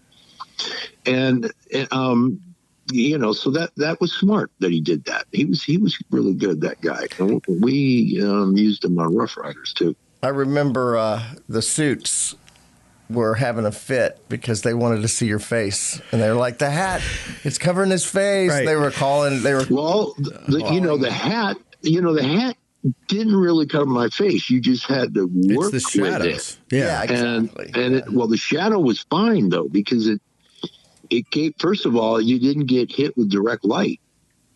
You know, Right. So you like weren't a washed washout. out. Yeah. Yeah. And it gave a really great look, I thought. And also, no, that's the thing is it looks great. Yeah, it's a great and hat. He said, and I said, the hat's pretty big, but when I put it on, it looked great. He says, you have a large hat size, 7 5/8. Me too. You can get away with this. And he was right. Yeah. So I mean, with me, you got to watch out about a hat being too small. It'll look silly. Well, exactly. I have the same problem. I feel your pain. So there was the wardrobe guy. He had that hat, and just it worked. Yeah. Okay. I thought so. Yeah. You know, you could buy that hat. A local hat maker now makes the Longstreet hat that you can go into the store and get.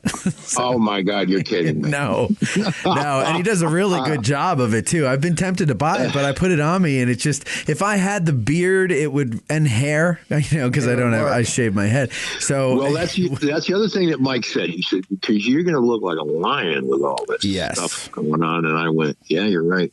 Yeah, you're right. No, Mike thought about it. He gave it a lot of thought. No, I think it's cool. I think it wasn't like a choice between this one or that one. I went, you're right. Yeah. Mm-hmm. Yeah. All right. Well, no. So we got those out of the way. The hat and the beard questions. So when you get to shooting, though, so you guys, you know, you have some shared scenes together and everything like that. First of all, was it as hot as it looked? Yes. Yeah. So you guys were here all through the summer, basically. Yeah. And where did you end up staying? Were you in a hotel, or would you have trailers, or what? Well, I ended up. They rented a house for me outside of town in a gated community, and then I was no fun. I was isolated from everybody, so I moved into the Gettysburg Hotel. So, okay. Yeah. Walking distance to several pubs and absolutely. And how about you, Tom? Where did you stay? Do you remember? I had gone up with my assistant Stevie, who's also in the movie, and may he rest in peace. Yeah.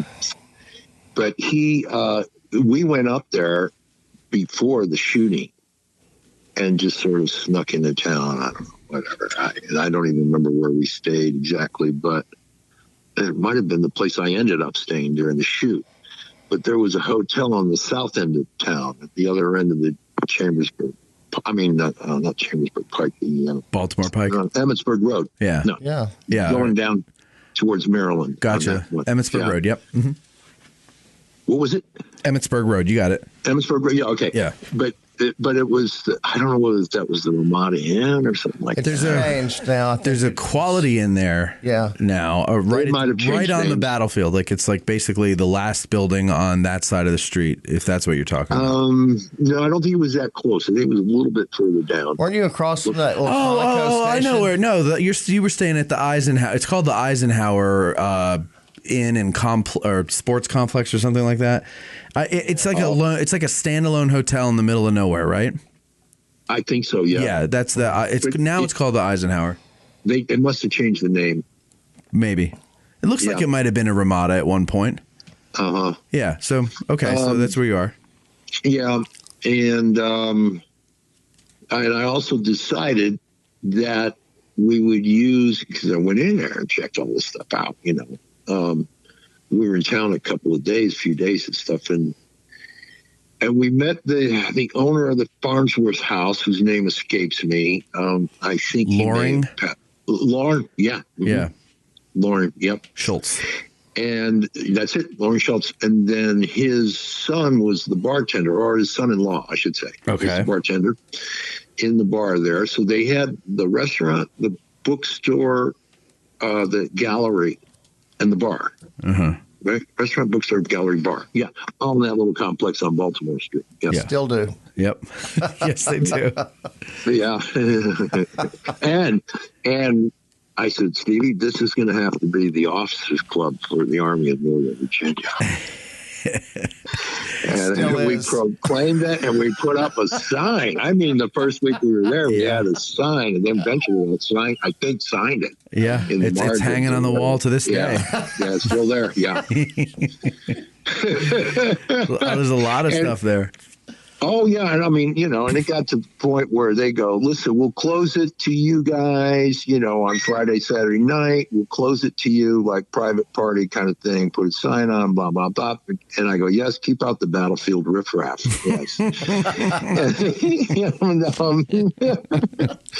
said, the only thing I ask is that the Rangers and the historians be allowed. I go, yes, we know all of them. They're like our friends now. Yes, they're fine. Yeah. I go, what if there's just three of us in here one night? I mean, what do you want to be, like, alone? Yes, bring them in. Right. Yeah. He says, good. Yeah. Because they're my regular patrons, too. I said, yeah, and they just played all of the old songs, Civil War songs, it's on a constant, thread going around. Yeah. That was I've heard some stories from Bo and Patrick Gorman. You kind of were like the leader of the Confederate actors. Did you? They were telling me about swords that you got them all. Well, yeah, but I also had that for. I had it for the Yankee characters too. Oh well, don't ruin it for them, Tom. Yeah, I had yeah. But I had because I know I did, for the Yankee characters. Not all of them. I mean, just the top. No, and then Kevin Conway, who played the Irish sergeant, I got a little figurine, like a handmade figurine of a Yankee soldier that kind of looked like him. Yeah, kind of looked like him in his uniform and stuff, and I gave that to him. But the swords are for all the other guys. So what did you with the swords? Where'd you get that idea, and where did you get the sword? Are these reproductions or? Well, yeah, they're reproductions, and they're all the muskets and the swords are all reproductions, and the bayonets. I don't know how much more of equipment, but they're made in India, and they're well made. They're not horribly expensive, but they're well made. Mm-hmm. I mean, they seem like the real thing almost, except the blades aren't sharpened. You'd have to do that on a honing stone or something. Yeah. Yeah. So, and then you had them engraved. It was great. Everybody got a kick out of it, and it kind of got us, off on a great start there. It really did. That was a great idea. Yeah, it was a great idea. And Ted Turner was thrilled to get his. Yeah, you got one for Ted. That's right. Yeah, awesome. He goes, "Oh my God, Jane, look at this! Look at this!" Yeah, he was so pumped. Did it have a pearl handle or something? Or no, it was like really a nice. Yeah, it was infantry. Infantry of the line sword. It's like artillery was a little different, and then there's sabers for cavalry, etc. But whatever. I think you were telling me that you were instrumental in getting Ted Turner to have his famous cameo as he leads his men over the fence during Pickett's charge. Yes, I had. He has an island. I was living in, Beaufort, South Carolina, and he has an island off the coast there. And one of the guys told me his brother-in-law like ran the island for him, and had a boat that he'd take groceries and supplies and stuff over and come back because there's no bridge there. And somehow or another, he got I don't know, an early dinner. It was still light out and everything got organized, and I don't know how far before, but I don't know how many months before it was. My wife and I went over there and had dinner with Ted and Jane, and we're at the dinner table, and he was all excited, and we're talking and eating and everything, and he's all excited about it. And so I could see he was just thrilled, like a kid. He was like just so excited, and he'd read the book, I don't know, a couple times in the script, et cetera, et cetera. So, and he said, in his excitement, he said, Berenger, I always wanted to die in Pickett's charge. I said, say what? He said, I always wanted to die in Pickett's charge. I said, well, why don't you? And he said, say what? Say what? I said, why don't you die and pick his charge? And now, at this point, a hand is hitting me under the table, the side of my leg. It's Jane. And he goes, well, geez, how do you do something like that? The hand hits me again. I'm knocking the hand away under the table. Leave me alone. What are you doing? And I said, we just, all right, for example, we put you in as a colonel. You're leading a regiment of infantry. You're leading a charge across the open fields towards the Emmitsburg Road and the Dutch fence there on the Emmitsburg Road. Right. And I said, yeah, as guys are starting to climb over it and everything, and you maybe, I don't know, get on the fence, or right before you get on it, you like, come on, boys, give them the cold steel. You get up a step, bang, you get shot. In the heart. And you got one line, come on, boys, give them the cold steel. Yeah. So, and he goes, whoa. I go, yeah. He goes, you think we can do this? And I said, well, yeah. You're the producer. I'm kind of the lead Confederate. I think we can work this out. He says, how long do you think that takes? It's your night, Ted. Beating her hand away again. He says, how long do you think this would take? I go, okay. He goes, that long? I go, well, no, look, here's the deal. You'd have to fly, first of all, know what day we're shooting it. I said, secondly, you fly in the day before. We get you in your uniform. We give you a pistol, a sword, et cetera, blah, blah, blah, blah, right? And I said, let your beard grow like for a week. It doesn't have to be full beards like all these guys got and stuff, because some didn't. But I said, but it looks like you've been on the march from Virginia and haven't had time to shave. Just keep marching, Yep. And here you are going right into battle. I said, well, that would be a great look. And I said, you're slender anyway, so perfect. Yeah. And he said, I go, yeah, we'll get all that taken care of, the costume, we'll get your size and stuff. And I said, then you shoot your thing. And if you want to hang around another day, because I knew like how impatient he kind of is, he's always in a hurry and flying here and flying there. And it's always been like that. But he actually did stay 3 days. He had a hell of a time. He had a ball. I remember they had Jane riding horses on set and into the mess hall. Oh, so she was here too? Yeah. I think there was another story of you guys are at dinner, and she was just kind of enthralled with how into it you guys are, or something. Do you remember? Well, it was the dinner was at what's that place? The Stone, the big Dobbin House. Dobbin House. Right? Dobbin's House, yeah, the one that built like the year of the Revolution. Yeah. Yep. And that's where the dinner was, and it was great and stuff. And so we're there, and we're all like, we're singing the rebel songs, like the Bonnie Blue Flag, and and stuff like that. And Jane says to me, she said, "Boy, you guys are really, you're really." I go, I go, honestly, it was the same thing on Platoon. Really? I go, yeah. I said, you get a bunch of guys together and they're doing a war film or a sports film. Yep. Look out. Yeah, it's Boys Town. Give a bunch of guys swords, guns, and horses and see what happens. Yeah. Yeah, it's Boys Town. Yeah. Yeah. I would imagine. Wouldn't know, but I would imagine. I go, wow. Yeah. Well, I said, that was the it's been South. fun. Now. That was the South story. The North story was a little different. They were a little more boring. And you know what? I mean, I don't know who said it in Gettysburg. They said it was the big, the big boring blue.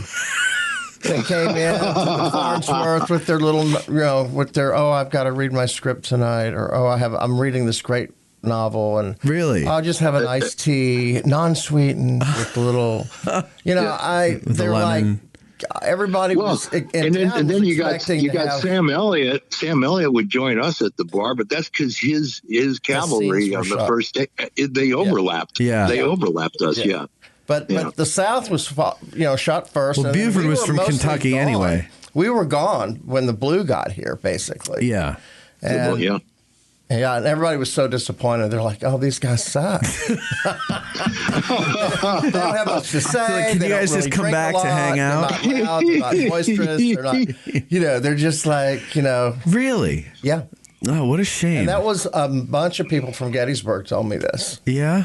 Well, you know what? You're right, Bo. They did say that. I heard that too. I got some feedback on that. I totally forgotten about all that, but it's true. They did say that. I go, ooh. I love Jeff. I love Jeff Daniels. He's a great guy, but he's not the most exciting guy at a party. I'll tell you. Right. Okay. Sure. Yeah. He's very subdued, very serious, quiet, and and I think he set the temperament for the whole for everybody else. Side. Yeah. Yeah, well, right, because I guess besides Sam Elliott, at the time he was the big star on the Union side, right? He and C. Thomas Howell, they had both been pretty known at that time. But as far as I'm trying to think of who else was on the Jeff. No, that's what I just said. That was it.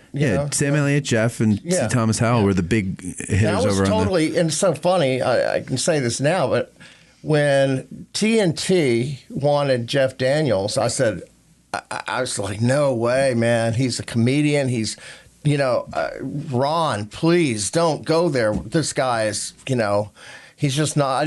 I don't think he's going to bring it, And Ron felt the same thing. He felt the same way. He flew to Michigan and auditioned him before he would give a go. When he came back from Michigan, he was like, Bo, this guy he's good. He's great. He's terrific. He's gonna blow you away on this role. And he did. He was terrific. He was fantastic. Yeah, he was. You mentioned in the town and what you've heard locals say and everything like that. To this day, people who were here at that time love to tell stories of when the movie company came to town and all the actors were hanging out at the Farnsworth house and everything like that. Do you have any particular memories yourself, Tom, of any interactions, interesting people that you might have met who were locals? Let me get my cricket sound effects. No, Loring was interesting to me. He was telling me that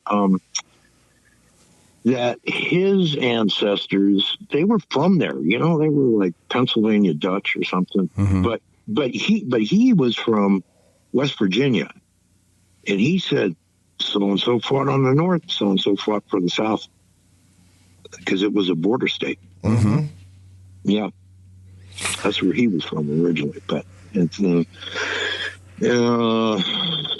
do we had? We had Armistead's family come and visit. That's right, and a descendant of Lee came to visit. Yep. And then the girl, the young girl, was probably, I'm guessing, around maybe 18, 19 or something like that, with her mother. And she was a direct descendant of Pocahontas. Wow. Really? And then Armistead as well. Pocahontas and Armistead?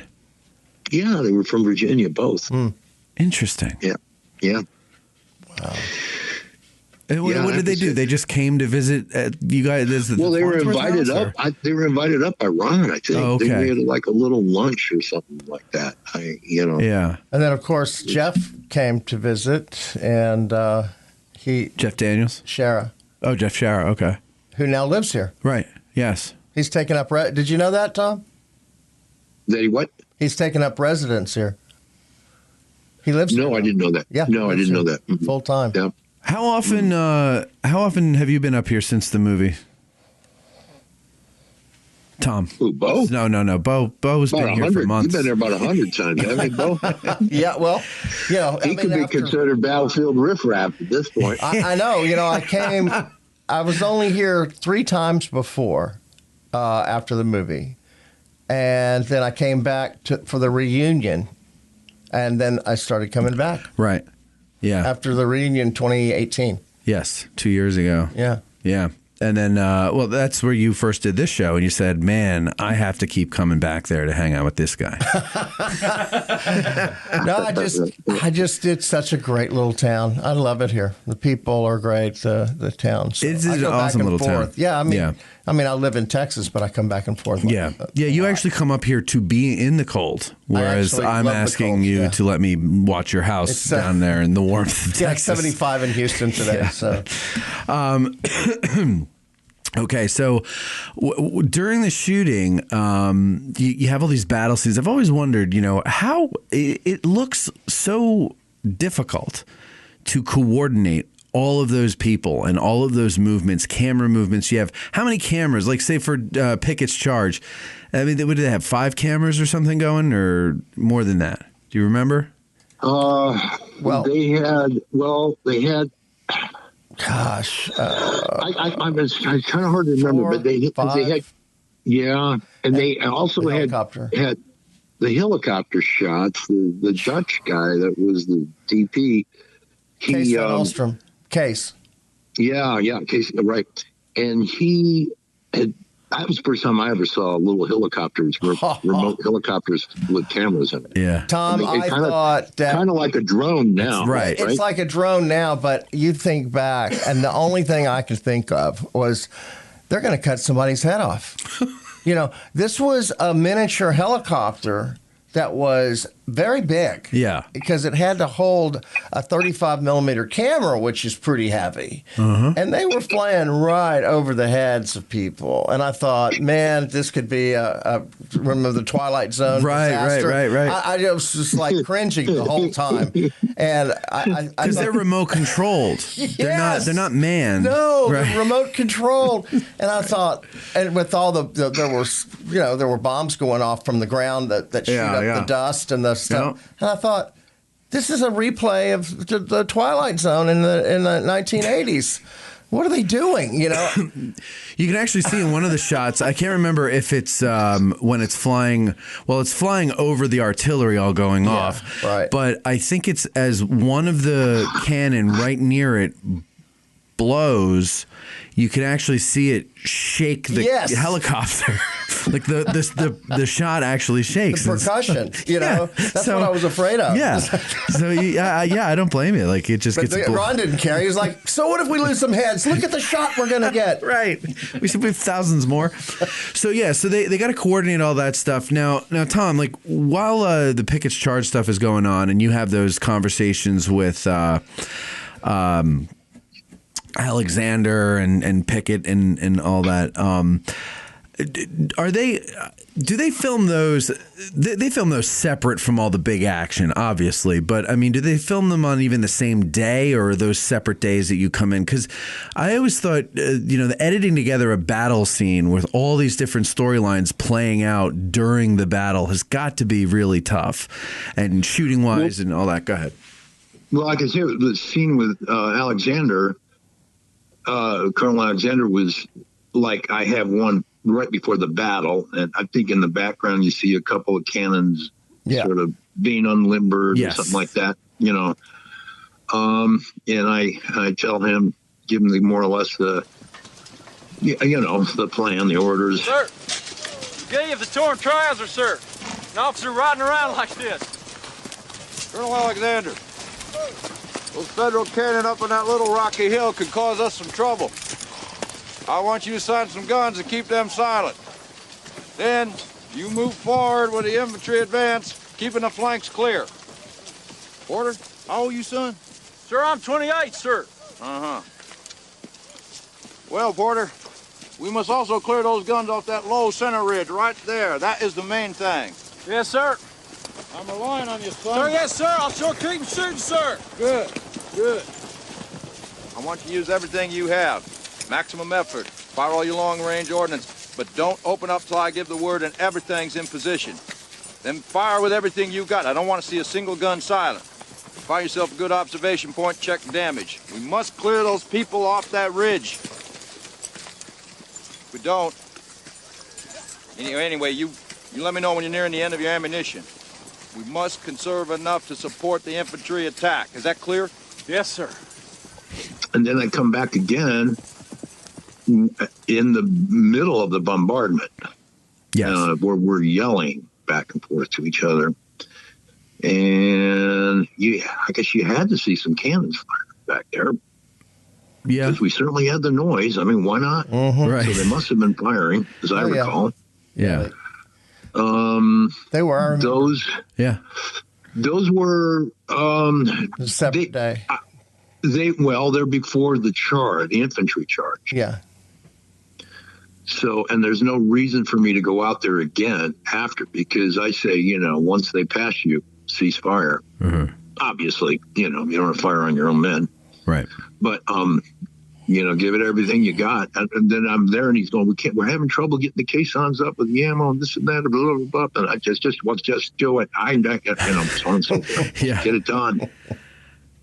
Yeah, so I think that's where aren't you going like, damn, like you're just getting frustrated. Yeah, that's one of my favorite deliveries of the word damn. It is. I don't, because you could just, right, well, you could just tell how frustrated. Frankly, my dear, I don't give it. It's second to Same that. war, different movie. So how long were you here for, Tom, to film your part? Were you here the whole time, or? I think it was 6 weeks, and I stayed maybe an extra week. Stevie and I stayed because I wanted to watch the cavalry stuff with Sam Elliott's cavalry. On the first day of battle, the opening of the battle. Yeah. So you were around for that. Yeah. Some of the more famous scenes that I know among the fans always is made a reference to are the scenes with Hood. This should have gone around to the right at the hospital and all that.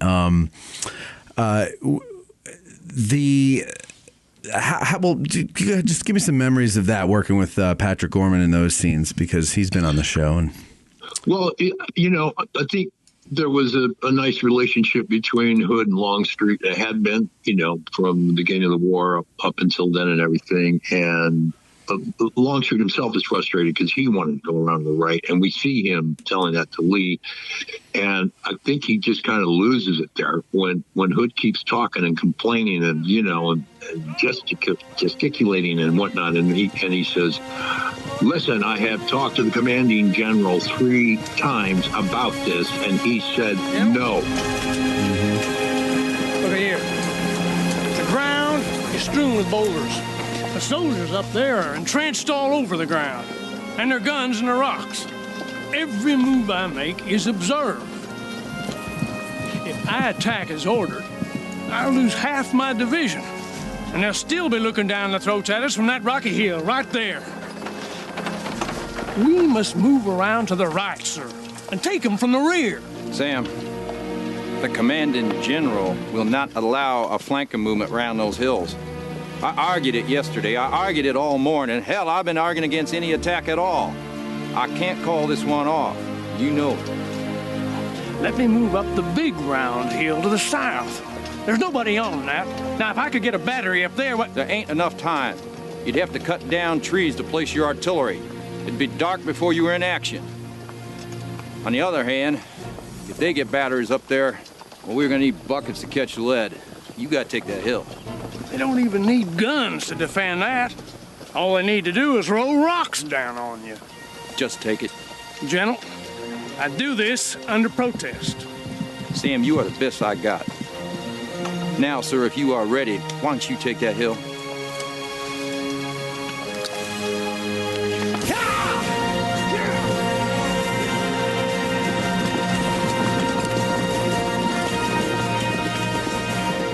Yeah. It's so, in military terms, that's end of argument. Right. And I said, you have your orders, do it. Get your men. Well, I do it under protest. Fine, just do it.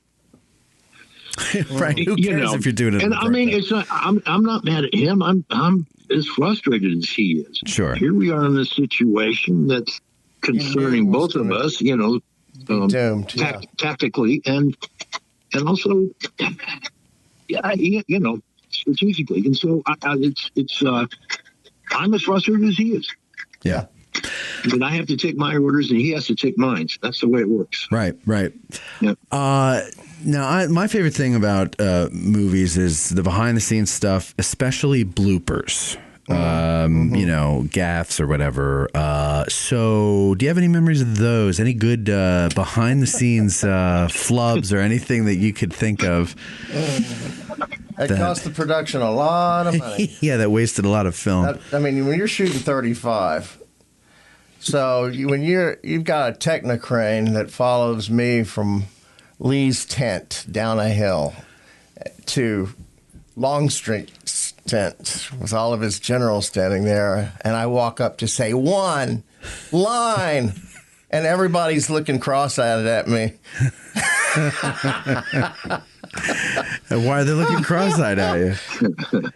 That was so funny. I went, "General," and I'm looking at everybody and go, "Lee?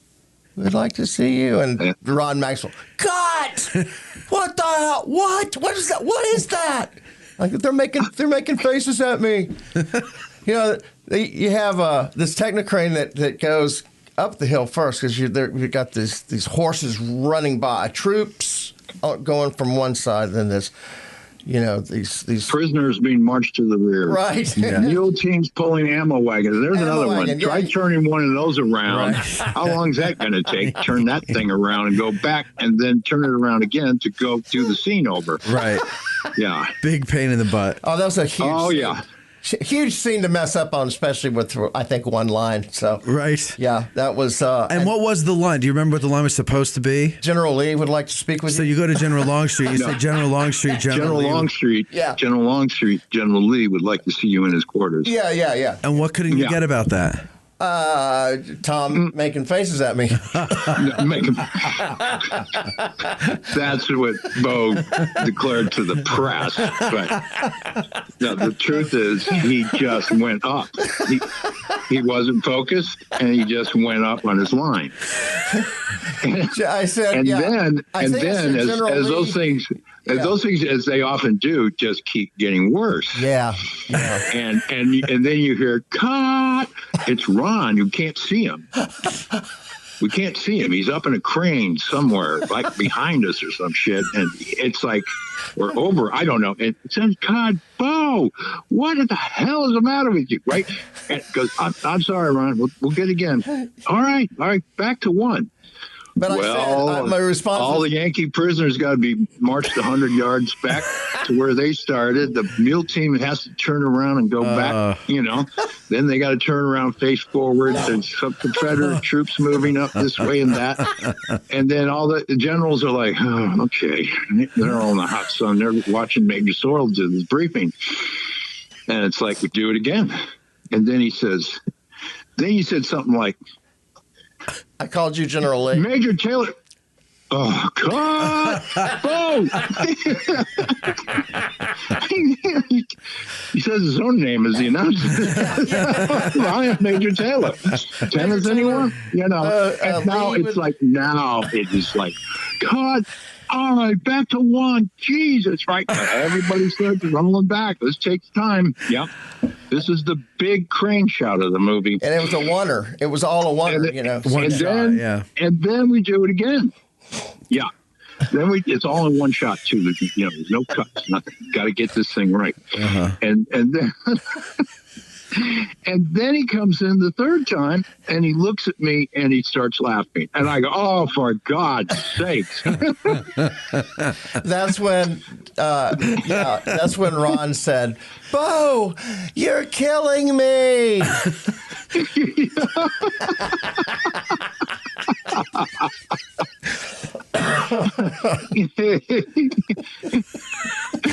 So this is why when someone messes up in these bloopers, they always say sorry, because it's all these people have to go back to one. Oh yeah. So it's a big.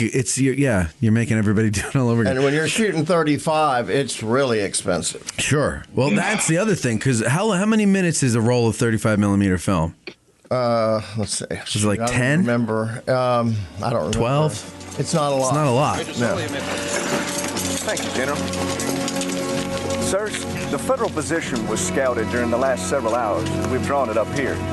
Now, this is the situation. The position of the federal army is in the shape of a fish hook. Now, it starts right here. You see these two hills? This one here and the one with the cemetery. That is where they have concentrated their troops.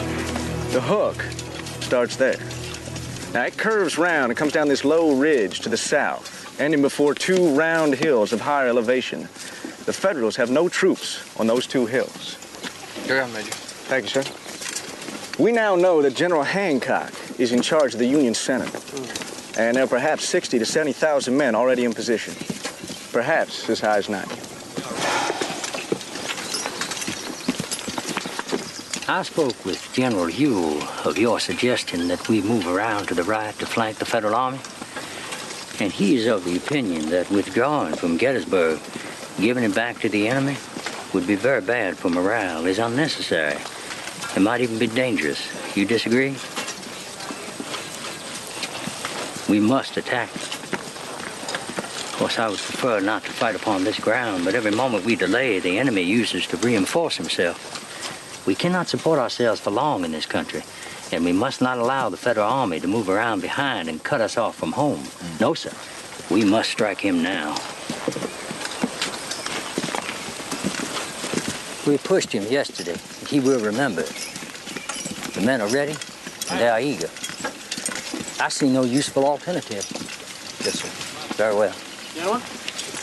Sir. Gentlemen. Good morning, all. Morning, sir. Longstreet will attack on the right with the 1st Corps. Hill will support with Heath in reserve. Ewell's people on the left will demonstrate to keep the enemy from reinforcing against our right flank. Yes, sir, but I still don't have Pickett. He's at the rear of the column, a full day's march. All I got is Hood and McLaws. But I do believe that Hood and McLaws' divisions will be sufficient. With the General's permission. General Hood.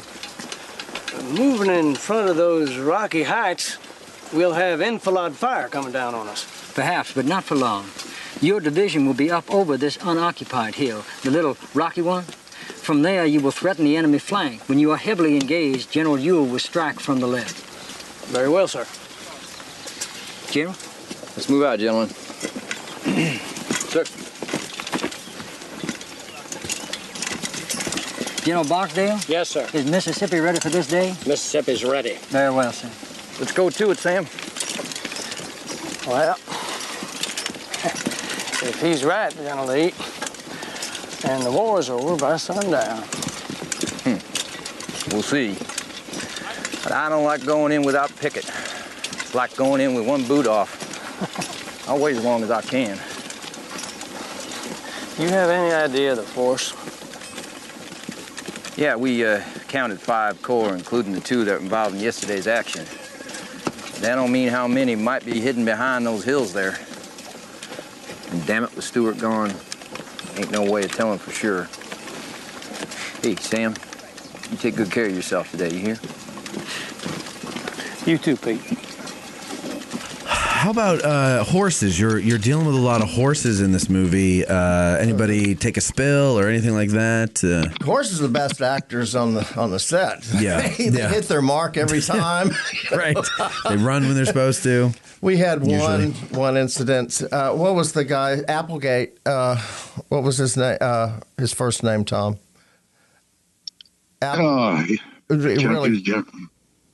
Who? Royce. Royce. God rest his soul. Royce Applegate. General Kemper. One of my brigade commanders. General Kemper. Yeah. And he was riding up to camp. He was not a horseman.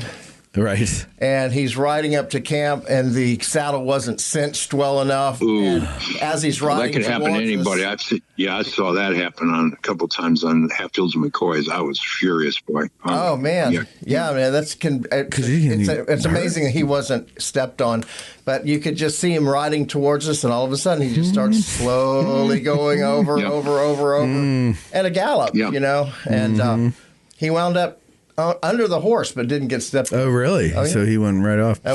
Here's one for you. There's this scene where I'm at the hospital.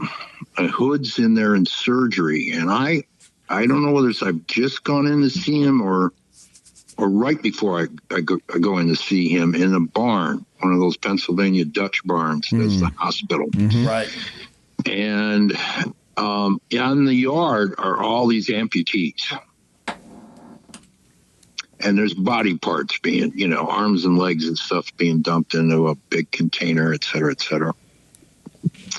There was a team of mules. I guess this was an ambulance, right? Had a little cover over it for the sun, and it's like a buckboard with mules to use as a field ambulance. That's sitting over there empty. All of a sudden, these explosions go off. It's like Union artillery or something from, Pickett's or the second day of battle or something like that. I don't know. And anyway, all these explosions go off. They're coming from Little Round Top or something. Okay. And they're like rockets and things, like bursting and stuff. The mules go crazy. They start running for this group of guys. These are like real amputees. They got. They're laying in this yard, and this mule team and buckboard. These 6 mules in this buckboard are heading for them. And this one guy, like not the head of the Wranglers, but kind of the big second number 2 guy. Butch was his name. Remember him, Bo? Yep, I sure do. Butch. Yeah, I did a couple of films with him. Yeah. Really nice guy. He looked kind of like a big middle linebacker or something, kind of like Dick Butkus or something, right? That's right. And he saw those mules bolt after this explosion, and they were running right for the guys, and he ran and did a rolling block underneath them. What? Wow. All these mules just tripped over him. God, really? I did not know that one. I didn't know that. Oh, yeah. Yep. And the wagon, I think, turned over or something. But it's like he didn't get hurt. Oh, jeez. All the mules were fine. None of them broke a leg or anything. All right? None of the guys, the Confederate amputees, none of them got hurt. And he gets up and dusts himself off. And I go, that was smashing, Bush. That was just incredible. I know it was. It was one of the coolest things I ever saw. Yeah, that sounds awesome. Wow. Yeah. So all of you guys kept to your saddles. You didn't fall off or anything. Bo, you stayed on. Tom, my horse slipped down in a shot. It's like one take I did with Colonel Alexander. Come riding up, and he's there, and he's being shot in profile. He's stationary, looking through his binoculars, and I'm supposed to roll up and be right next to him, but slightly behind, just so the camera can see both of us in profile. Right. So I come rolling up, and my horse slips in the early morning dew, which is on the grass, and that grass was deep, and he just slips. But he kept his footing. It was like, nope. No? He went down on his side, but it was like slow motion. The horse didn't get hurt. I kind of leaped off sideways. I was fine, and nothing happened. Oh. Yeah. Because I went on the shot. I went out of frame, so they had that for outtakes.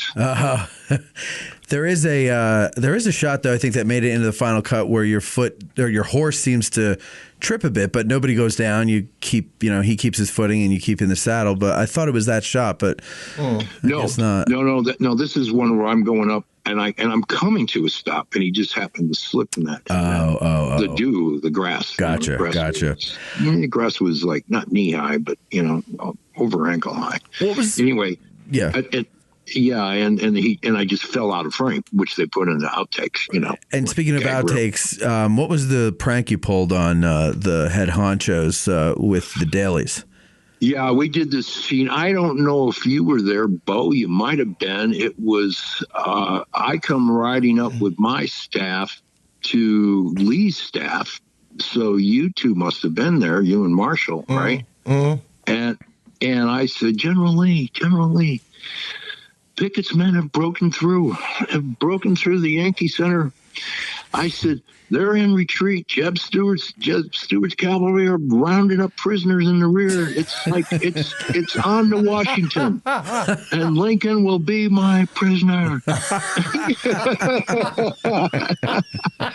Well, that's that's very good, General. Very good, right? Very well. and we sent that to the people at TNT for them to see. They wanted to see all the dailies every day, so we sent that. Yeah, I have a picture. One of the go ahead. The South won the Battle of Gettysburg. Yeah, we've rewritten it. Oh, God. There's somebody took a pic. One of the photographers. I brought him over, and I took my sword. And Marty's sitting on his horse, we're just waiting for a take, and I'm behind him on my horse, and I have this picture of me thrusting a sword in his back, and he's just sitting there like daydreaming, and I've got this, like my sword is an inch from his back, and I've got this, like I'm yelling, I got to dig that up somewhere. Yeah.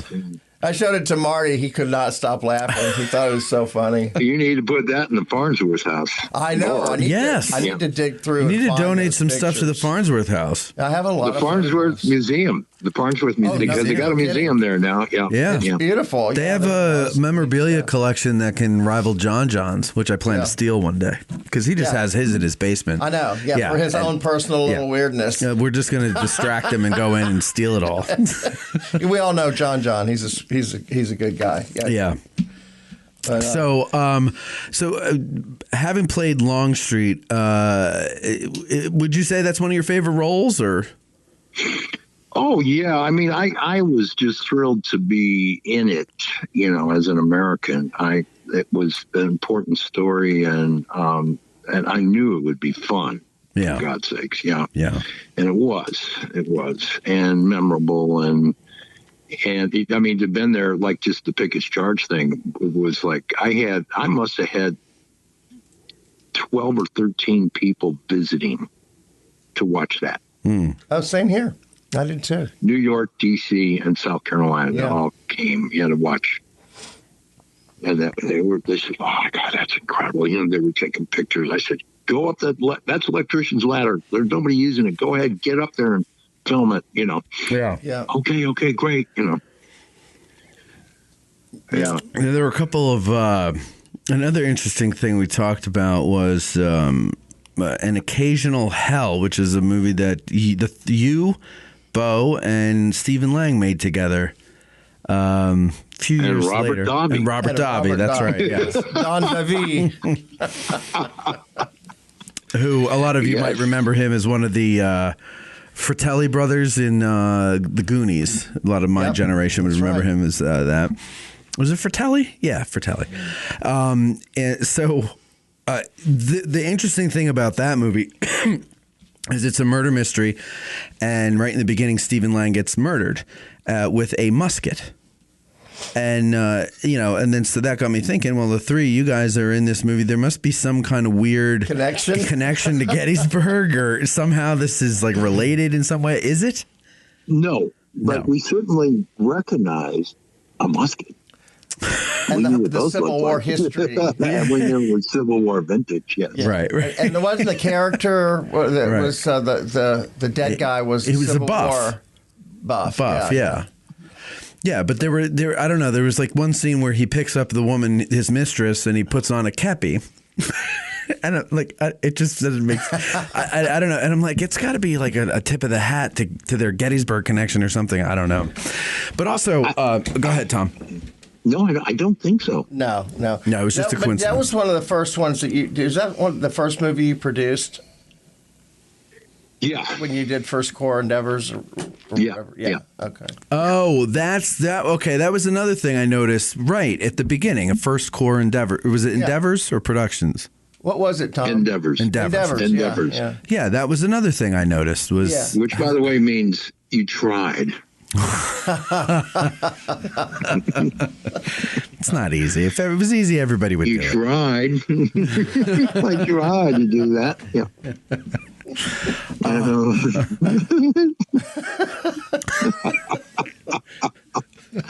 And by the way, another scene in there with Bo, Robert, Davi, and myself. Oh my God!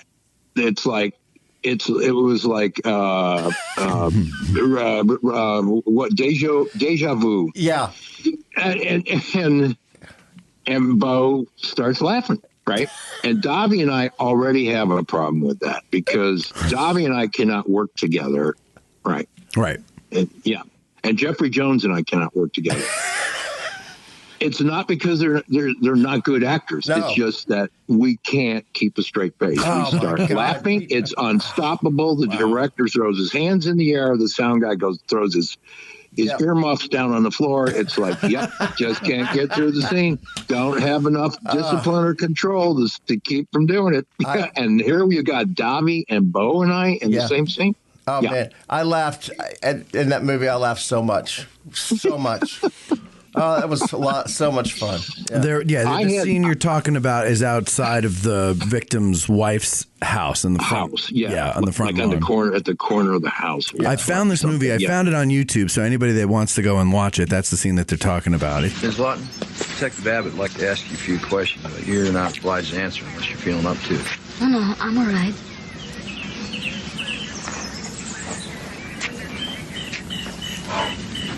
What time you go to bed last night? 11:30. I don't really know. You keep all your doors, windows locked up? Everything. Where do you keep your cat at night? Wandering the house, I guess. She has a litter box in the pantry.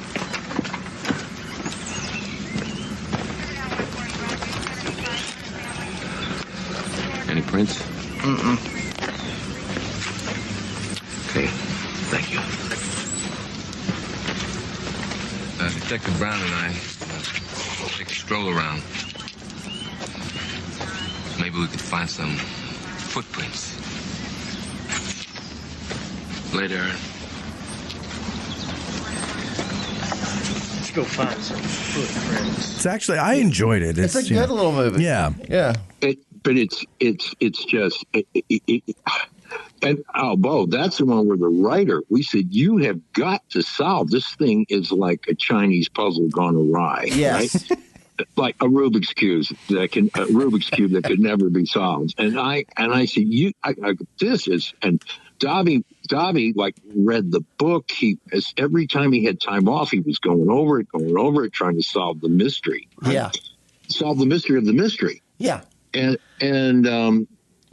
he says, we got to have the writer. Well, the writer came in with his wife, like maybe his kid or something, and he enjoyed Charleston and the nice restaurants and all that. But I think he couldn't do it.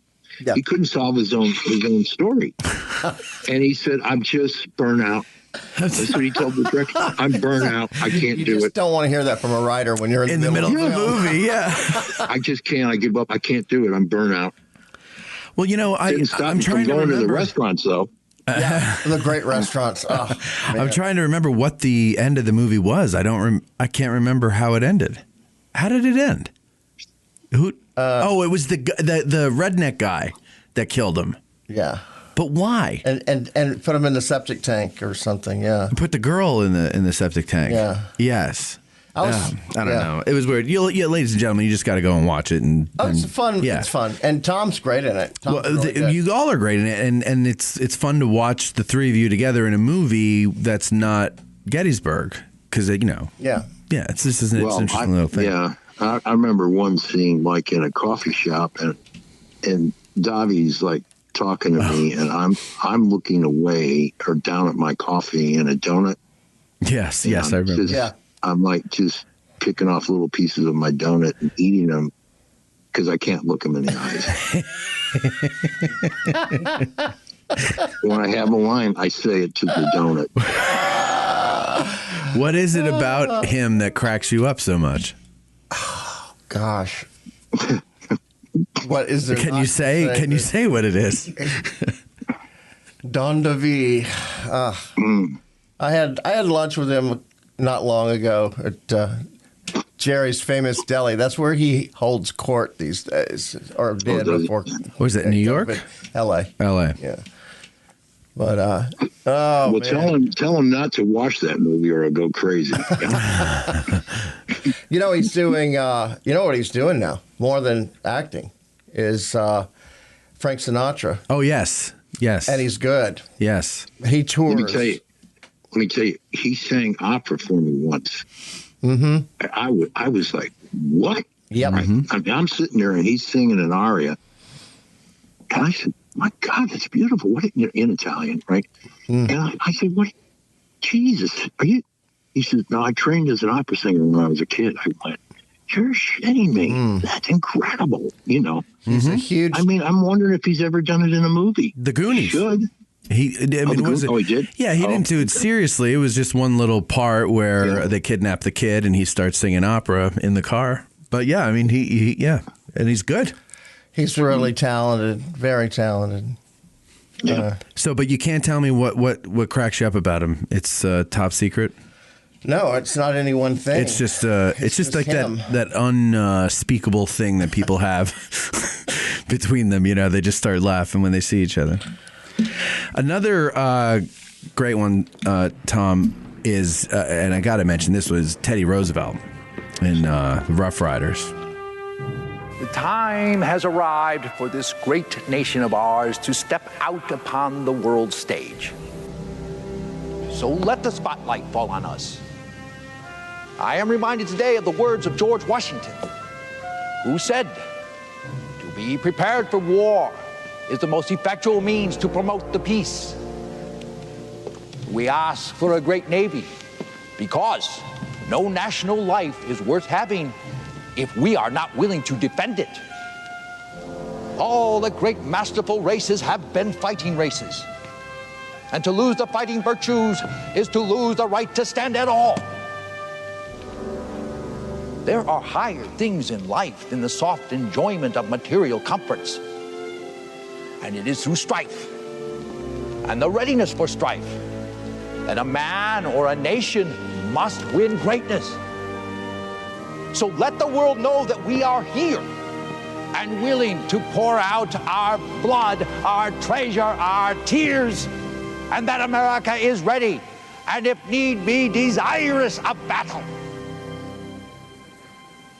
Do you have a great story about the editor wondering where you are in the film? Yeah, she was in L.A. and the film went back, and then she was, doing the assembly, what they call the assembly, sort of like a first really rough cut. Yeah. And anyway, so she'd been working on it. So when I finally come out, we're getting this like the final print, I guess. So I come out to do the sound work, and when I get on there and say hi to Millie, as and then he walks back in the sound booth, and then I hear the mic come on, and it's the woman sound editor, and she says, "Tom, I'm so-and-so, the sound editor of the film." I go, "Oh, nice to meet you." And she says, "I have to tell you something that I was doing the first assemblies on this and things, and finally, I asked John. I said, "John, where is Berenger in this? Isn't he supposed to be in this?" And he says, "He's Teddy Roosevelt." Whoa. Okay.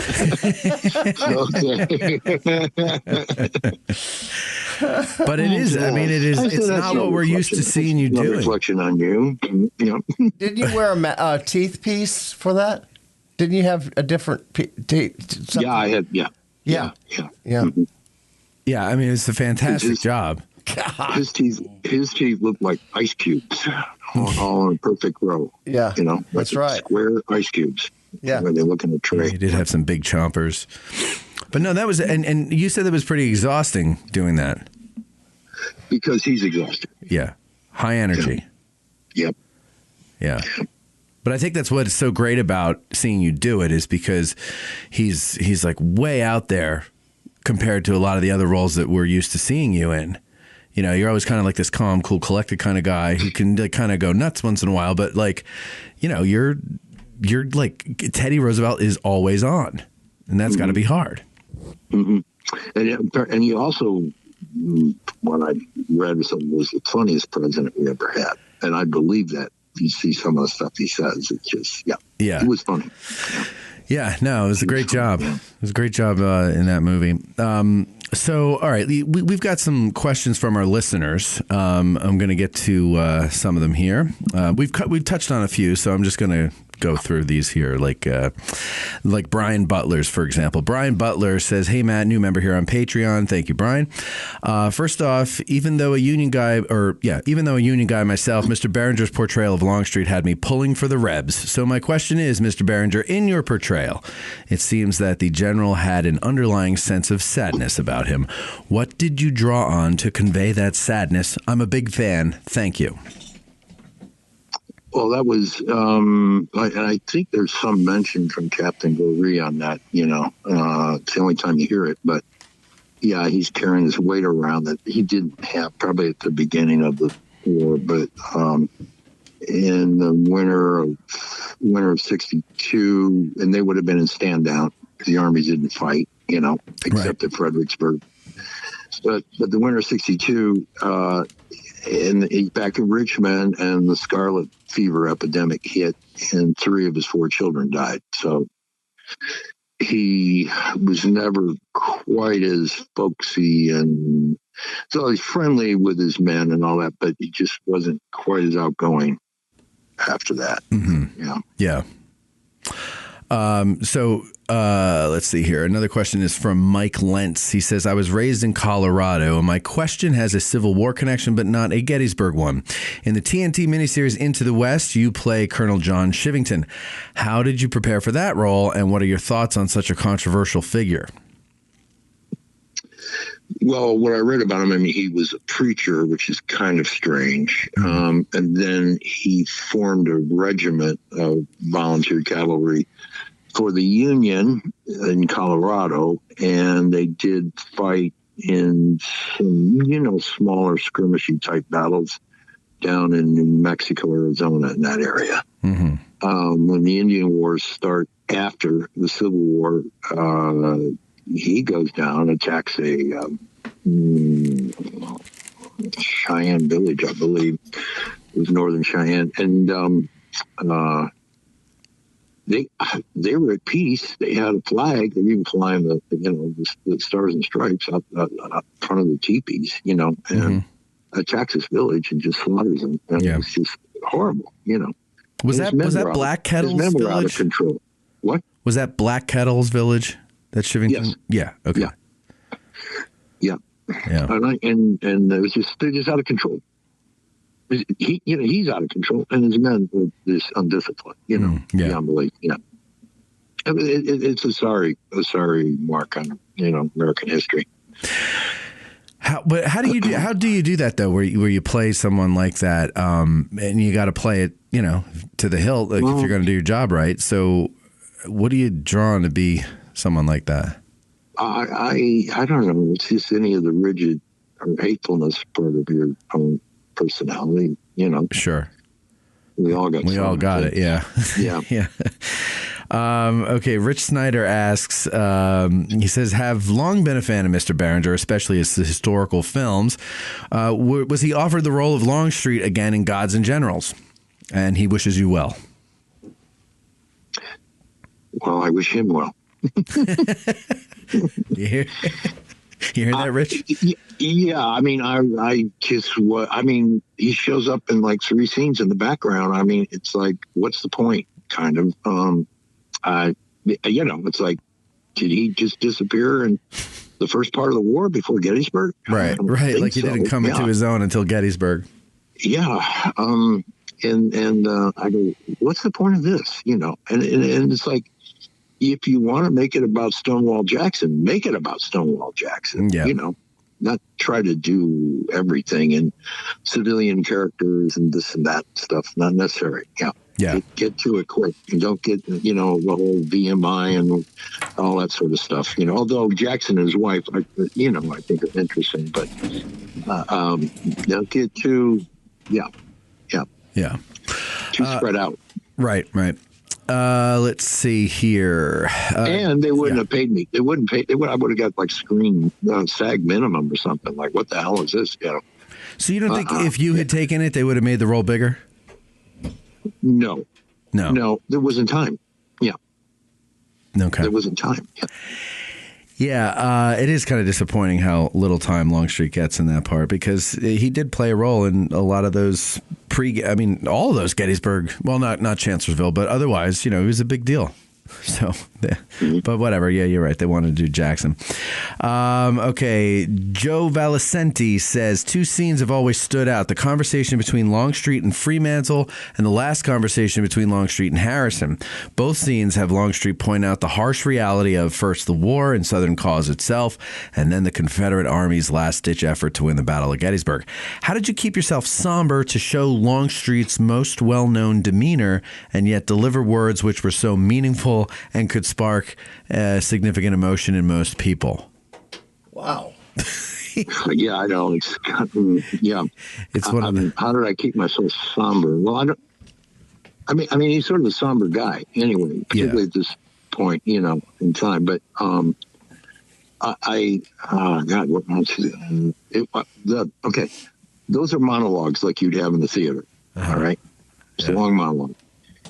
You're not there alone. The person you're talking to is your audience, obviously. But they do kind of seem somewhat a little bit of a reverie, kind of thinking out loud to yourself sort of thing. What those scenes are basically the writer trying to get all this stuff out. Okay. It's exposition. Mm-hmm. Exposition, yeah. Which has to be acted, yeah. Not just information, sounding like an auditor or something, But so they're tough scenes to do because of that, and they're very, very theatrical. Like Shakespeare is loaded with them. Yes. Hamlet, to be or not to be, talking to himself. The prologue of the guy in the beginning of Henry the Fourth, or something. It's it's Richard III in his first scene monologue, talking about what has happened in the English War of Roses and all that, and how bitter he is, and how he's kind of out of work in a way because he's a soldier, and he's also disfigured with a hunchback. But you get a ton of information in those scenes, and if you can act them well, great. If not, you die. Yeah, but that's what they're about. It's the writer trying to tell you what's going on. Right. Yes. Yeah. Those conversations. And trying to do it in as economical way as possible without having 100 extra scenes to show it. Yeah. Those conversations would not have happened. I mean, Fremantle would have known everything about the military procedure. He would have known all that. And Harrison also would have probably known that as soon as they come out of the trees, solid shot, and then, so, yeah. But that's for the sake of the audience. Same with Buster. Buster Kilrain is the author's voice. He's a completely made-up character, and just like another exposition guy. Let's see here. Stephen Byer says, looking back, what would you have done differently in your portrayal of Longstreet? What would I have done differently? Yes. Nothing. Nothing. All right, that's an easy answer. Alex Snow asks, in the movie Looking for Mr. Goodbar, in some of the bar scenes, did you already know how to boogie, or were you a pretty good disco dancer at the time? I was a pretty good disco dancer because it started down there in Miami and also like in Puerto Rico and stuff. And I had a Puerto Rican girlfriend, so we were down in salsa and all that kind of stuff before I got up to New York, So yeah, and then, so there you go. I heard a rumor you were actually up for the role that John Travolta got in Saturday Night Fever. Is that correct? No. I just made that up. That's It was a bit between him and John. I never heard of it until it came out. Yeah. Okay. Alex Snow also has another question about Hatfields and McCoys. You did very well in the character of Jim Vance that I loathe that particular character every time I think of or see that movie. So that's not a question. I'm sorry. He's just telling you, great job. Made him hateable. I guess that's what he's saying. A question? No, it was a compliment. It was a compliment. Okay, Ollie, if someone today were to ask you about General James Longstreet, how would you characterize him based on your experiences portraying him? I would think he was like very, very solid general, I mean, yes, he had a West Point background, but that doesn't always mean everything. He, had experience in the Mexican War. He'd personally been wounded in attacks and charges and things, right there in Chapultepec and stuff. And in the Civil War, too. He got shot in the wilderness, much as Jackson did, coming back to his own lines by his own men. A year later. They like doing that in the Confederate Army. History repeats itself. Yeah. And I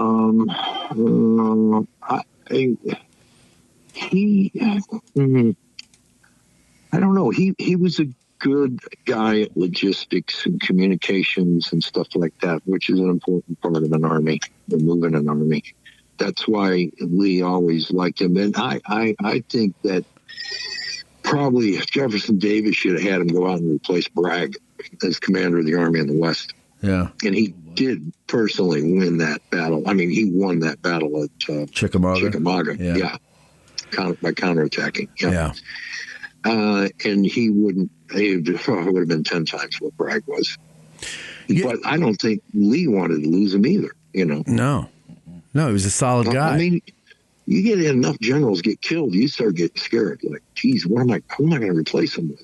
You know what I mean? It's like, it's not, and like Hood is a great example too, because Hood was brave, but I don't know if he should have been commanding more than a brigade or something, Maybe a division, but he shouldn't have been commanding a corps or an army. Yeah. Yeah. Well, maybe by that point, Eric's shaking his head. What are you saying, Eric? You agree or disagree? Oh no, I'm fully agreeing. Hood was a great brigade commander, pretty decent division commander, and an awful army commander. There you go. Wow. Just like horrifyingly bad. If you look at Franklin and the whole Nashville campaign. Franklin and Nashville. Awful. Wow. All right. Personally responsible for the death of the Army of Tennessee. There you go. There you go. Eric, the producer, concurs. Dropping the gavel on that one there. Yep. There you have it, folks. You have a really good grasp of history, Tom. Like when we were talking on the phone, you were jumping all over the place from different periods of time and everything like that. I'm assuming history is an interest of yours. Huge. Absolutely. Yep. I also hear that you have a big, or do have a big collection of Civil War memorabilia. No, it's all gone. All gone. Okay. What did you have? He had his own museum. Did you really? Okay. Like, I think the three. Okay. Maybe the three best examples would be. I don't know. I had George Washington, as commander-in-chief of the Continental Army, and it was discharge papers for captain of the Connecticut line. Mm. That was pretty cool. Yeah, that's cool. I had Stonewall, a button from Stonewall Jackson's uniform with a little bit of the gray still attached to it and neat. blood on it. Oh. But not from. They'd been taken off his uniform, given it to, I don't know, one of the staff guys or something, and then ended up in Guilford Courthouse, Virginia for the rest of its life with this one family that had it framed in a cheap little frame. Huh. Yeah. What did you do with it? I sold it. Oh. I had, I think. What about the map? Oh, yeah. Oh, yeah, I'll get into that. But I also had, I had on official stationery of the Army of Northern Virginia. That was pretty cool because it was actual stationery.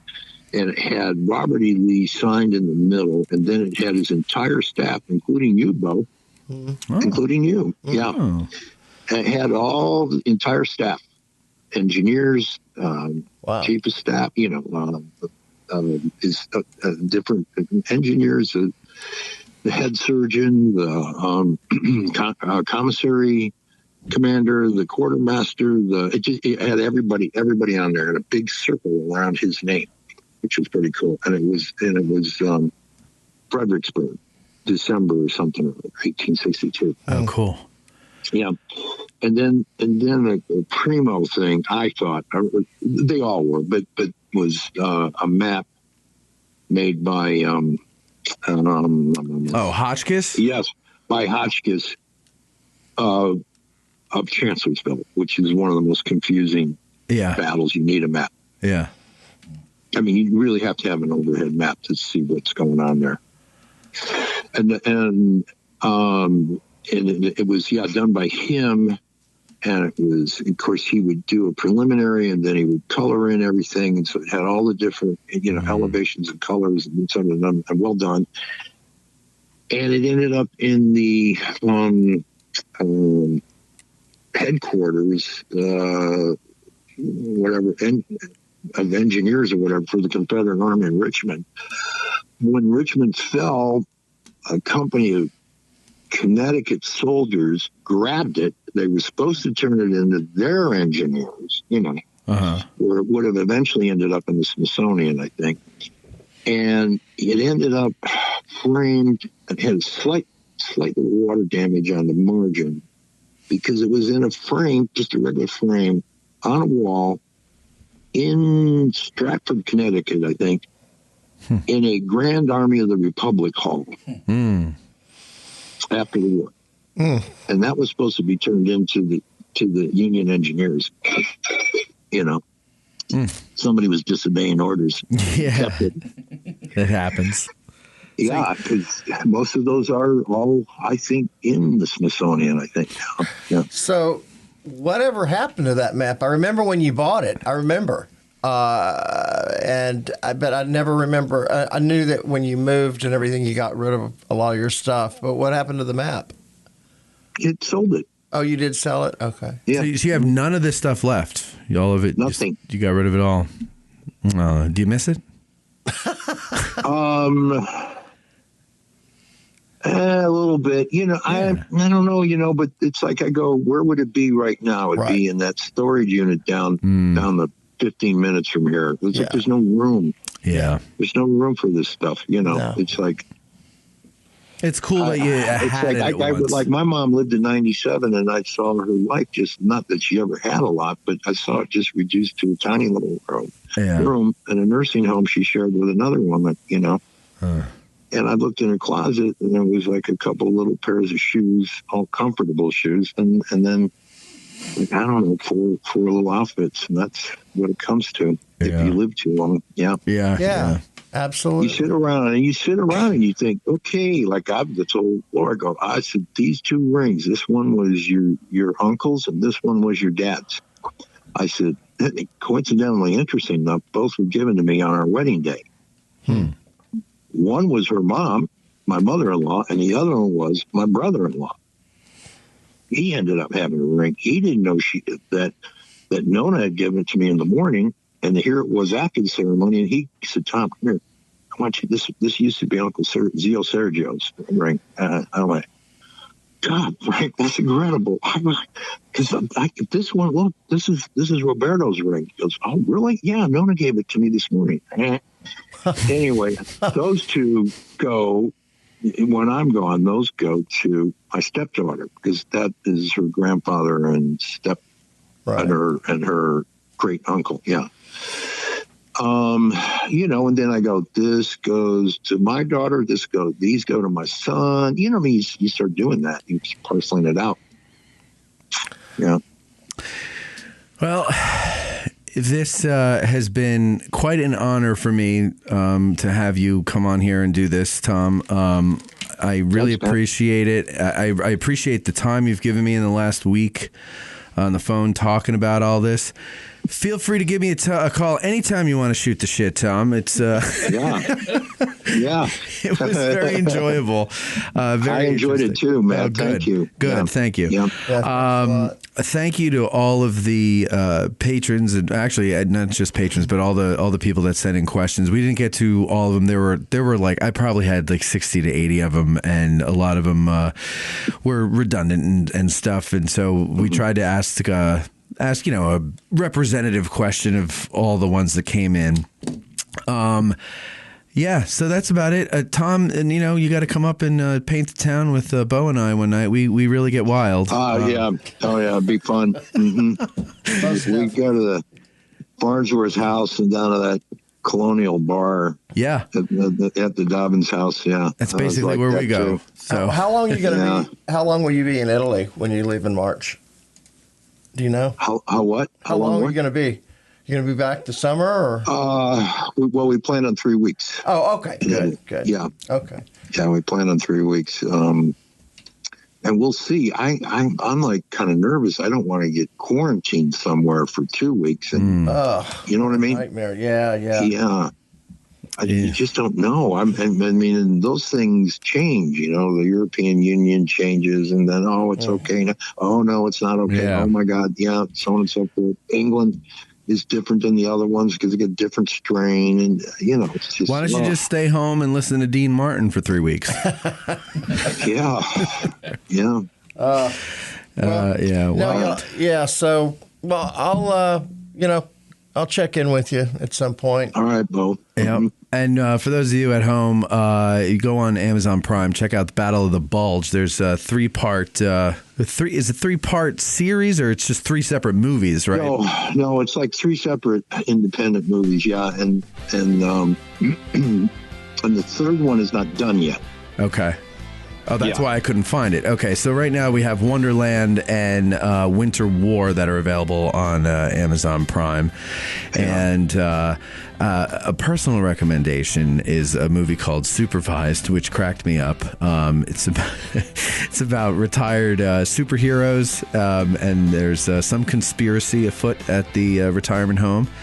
And it gave me a couple of legitimate belly laughs. So that's also on Amazon Prime.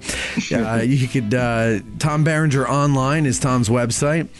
And thank you all for listening. Thank you, Tom. Thank you, Bo, for putting this together. Bye, Eric. Bye, Bo. See you later, Tom. Later. We'll see you later. All right, guys. All right. Thanks, everybody. Enjoyed it. All right. Enjoyed it. God bless. All right. You too. That was great. Thank you very much, Tom. I really appreciate this. Oh, he left. He's done.